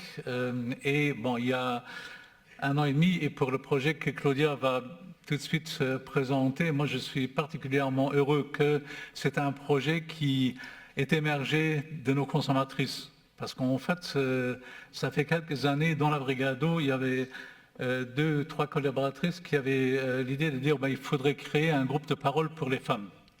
Et du coup, il y a un groupe qui s'est créé qui s'appelle toujours Entre elles, qui est un groupe de parole qui, au début, était organisé de façon à raison d'une demi-journée par semaine. Entre-temps, c'est une journée entière par semaine à l'Abrigado. Et dans ces groupes de parole qui servaient à beaucoup de choses, mais surtout à l'échange avec les consommatrices, était la demande claire et nette des consommatrices de dire ce serait quand même bien si on aurait un endroit qui est réservé que pour nous. Bon, on a commencé le tour qu'on connaît déjà auprès de la ministre de la Santé, auprès de la bourgmestre de la ville de Luxembourg, auprès de pas mal de gens, de femmes et d'hommes politiques pour leur raconter ce qu'on aimerait faire. Et de par là, je ne vais pas dire que c'était facile, mais ça a bien progressé du fait que du moment que la maison a été trouvée, inclus la rénovation, ça a pris au grand total presque 18 mois jusqu'à la décision à la réalisation. Donc l'action, à mon avis, était très soutenue parce qu'il s'agissait surtout d'une offre spécifique pour les femmes qui jusqu'à présent n'existait pas. La ministre de la Santé qui de toute façon est très positive, on va dire, envers toutes les actions qu'on fait. La première visite qu'elle faisait, il y a 2 ans qu'elle a commencé comme ministre de la Santé, sa première visite officielle était à l'Abrigado. On essaye d'avoir et d'intensifier notre collaboration avec les autres services sociaux de la capitale, donc du street work au service d'hygiène, où vraiment toutes les personnes qui ont une responsabilité dans l'organisation de la ville. Il s'agissait surtout de persuader la bourgmestre qui est du Parti démocratique. Elle, jusqu'à présent, elle ne croit toujours pas que la pauvreté existe. Elle ne voit pas vraiment que, oui, elle voit le problème quand ça la dérange. Donc, s'il y a des gens qui sont dans la rue en train de faire la manche, ça la dérange. Mais les problèmes derrière, il faut avoir du temps et il faut avoir de la patience pour la persuader qu'elle fait la bonne chose si elle prend la bonne décision de nous soutenir. Donc il faut vraiment faire en permanence du lobbying pour nos consommateurs et consommatrices auprès de toutes les partis politiques et surtout, et ça c'est pour nous très important, de faire l'information du public parce que ça c'était quelque chose qui, on ne prend pas toutes les décisions on va dire, à l'encontre de la politique. Nous, on aurait souhaité le projet qu'on fait maintenant et que Claudia va présenter, on aurait aimé de le présenter avant de commencer. On est en plein quartier d'habitation. Ce n'était pas le souhait de la politique. Là, c'était plutôt aller commencer à travailler et du moment qu'il y a un problème, on va commencer à communiquer. Heureusement, comme on a aussi une très bonne relation avec les journalistes et les médias, on a quand même réussi à faire un reportage à la télé avant qu'on a commencé. Par après, ça a suscité l'une ou l'autre discussion. Mais c'est bien, entre-temps, tout le jeu s'est calmé, mais je préfère travailler de façon à dire c'est ce qu'on fait et à expliquer ce qu'on fait avant qu'on commence à faire. Merci beaucoup, Raoul. Voilà, je change la langue maintenant parce que je veux aussi un peu faire l'image de Luxembourg. On parle toutes les langues et voilà, on a différentes cultures, différentes langues. So I change in English now. It was really a big honor to open our women's shelter Marga last December, and in the city of Luxembourg it's Marga. We took the name from Margaret Clément. It was the first woman in the parliament in Luxembourg, and the first letters also say in the Luxembourg it's a Menschen a respektvoller geschützter Atmosphere. It means humans in a respectful protected atmosphere. And this is the entrance you see. We have there also, when the people come in, there's a person from the security staff. We have a team of different, so like you often work with multidisciplinary teams. We have 2 people who work for security staff who take care to the entrance, and there's the possibility of also needle exchange, but the women let also their things in the first floor, the entrance area, not to take everything inside, that there is really a protected area coming inside and being calm and using our offer and let the street, living the life of the street behind. It's really a protected area only for women, and we open it 9 to 16 o'clock every day. And it's really, a fantastic idea to see that the people who come inside really find a protected area. We have people with trauma, and they are victims of violence, and really they are not protected on the street every time they are in crisis or in stress, that someone will come and wants to have some stress with, it's a really stressful life on the streets, you know that from your clients. But here in our women's shelter we have the vision of this complex work and also the holistic point of view, and that we see not only the person with the consummation but the whole person. So we have also different rooms, the bathroom and the safety place to sleep. That's very important. What we see in half a year now of experience, really, when we offer the woman a place to sleep during the day. We have the night shelter in Abrigado, but there are really not many women, and they work in the streets, and when they are finished 3, 4, 5 o'clock, then everything is closed, and the day over they are on the streets, lying there, have no protection, and they can never really relax or sleep in a protected place. And so these day sleeping places are really very important, because there we saw that things would be possible. We have experience of 22 years. We think about everything what we theoretical what's possible in our women's shelter, but what we see now with the women is really unbelievable and fantastic. So one woman, for example, came and said, I don't want anything, because you have a nice system of help, but let me, I don't know, we have the staff, the social workers, the medical staff, and we have our flowers of help and everything, but this woman came and said, let me, I don't want anything, I want only be for me, myself, and 2 months and a half later she made more that she wanted, and we thought she was orientated in a therapy, and that was really unbelievable what can start if we give a woman a protected area to sleep. There you see on the left side the snoozer room. It's really to relax without drugs, and so we have the possibility of consumption in our medical room. On the right side you see the common room, but here we have the medical room. It's the possibility to consume intravenous. The first consumption intravenous was after half a year, and outside we had to be a bit more with pragmatism. We found found a solution with phone cells, phone cabins, and that's our smoking room to have a safe place to consume heroin or cocaine. And but really the priority is not the consumption, it's really to come down, to give structure of the day, a kitchen where we cook together, eat together every day, we have a meal together, and a giving place what the woman wants. It's also nice that we have an outside area now, that also outside Nova the women are, or also the men, but here we talk from our women, on the streets they are not safe, but there we have a protected area also outside to make barbecue and to calm down, and not someone comes, hey, what do you have something, I don't know. And yeah, and also Henry is very important. It's our dog therapist.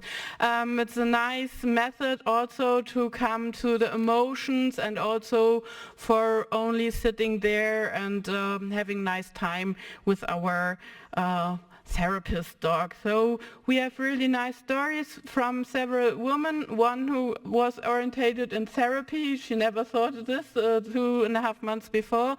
She phoned us regularly, and also now we have a summer party, and we invite her to come because she's very thankful that it was possible to go this way. We had one client, she was now orientated in an employment contract, and it's really nice to see what is possible if we give a protected area. And so I'm thankful that we have the political support, and also here in the network, because all of you give nice inspirations, and we go home and have ideas what we can do better in our place. So thank you for this.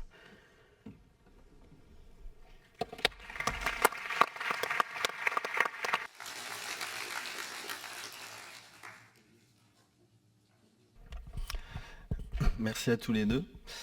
Pour conclure cette grande table ronde, je vais donner la parole à Ariana de Correlation, qui va nous présenter leur travail autour des formations qui sont prodiguées dans le cadre de l'ouverture des salles de consommation à moindre risque. À toi, Ariana. Hi everyone, my name is Ariana Rajali. I am a policy officer at Correlation, European Harm Reduction Network. Correlation is a civil society membership-based platform and a center of expertise in the field of harm reduction and social inclusion. And we also host the ENDCR, the European Network of Drug Consumption Rooms. I'm very grateful to be here with all of you today. So I would really like to thank the organizers for this.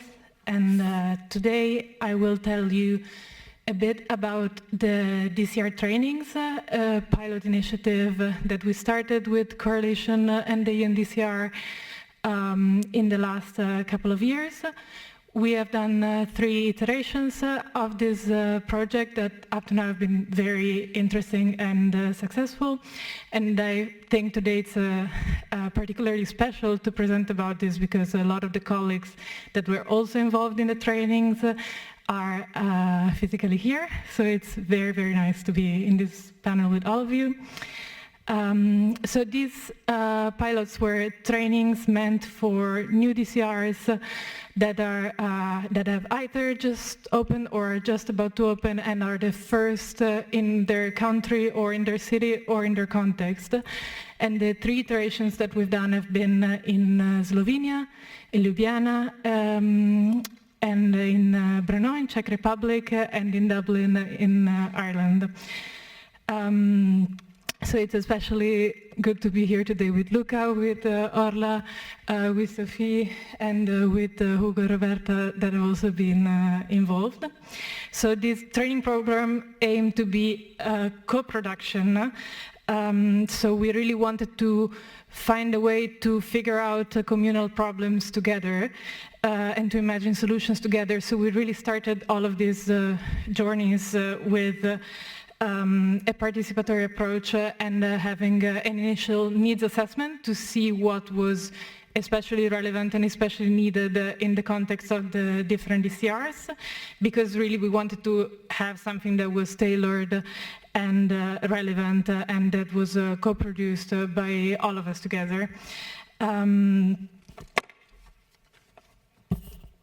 Following that, we've also had a follow-up and evaluation process. So after training, the DCRs were not just left to their own, but we scheduled follow-up calls to see how things were going, if there were any specific needs that were emerging, and also they received specific support materials that were tailored to what came up in the training that they specifically needed.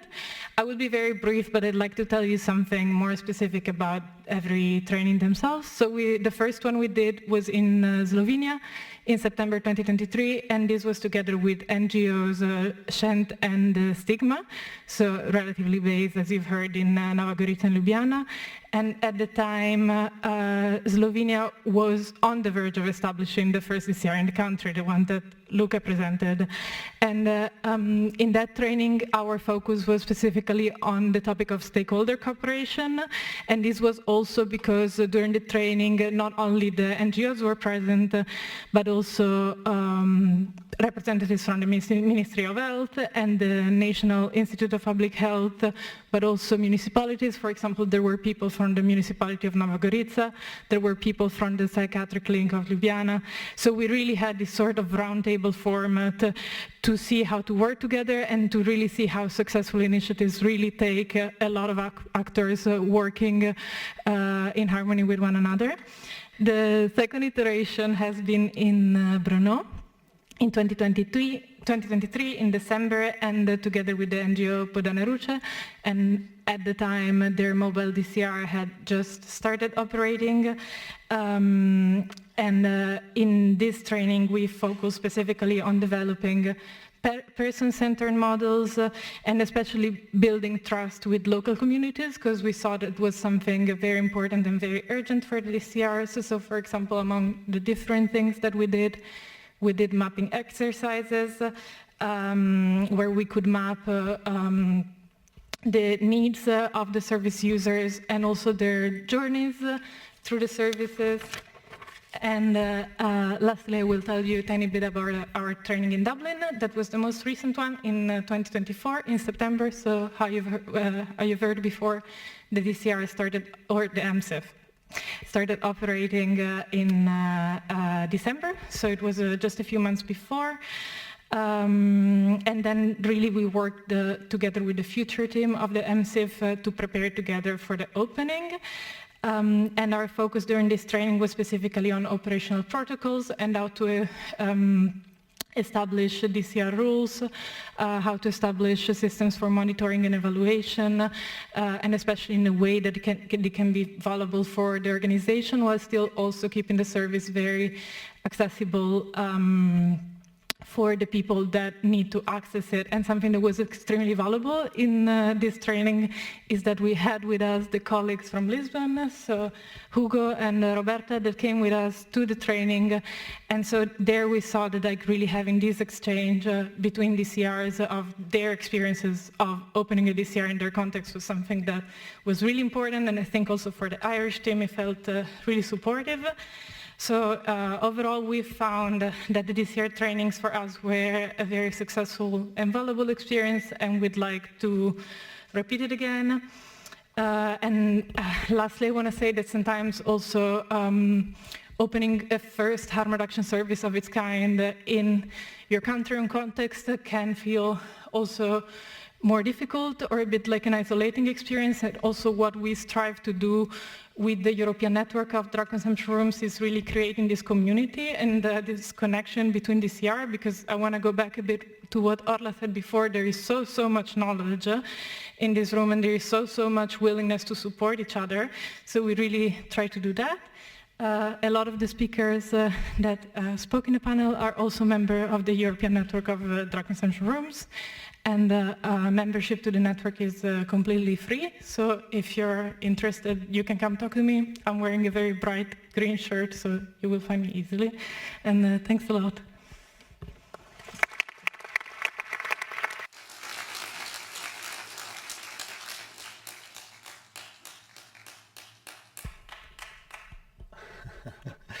Merci Ariana. Nous sommes arrivés à la fin des différentes présentations.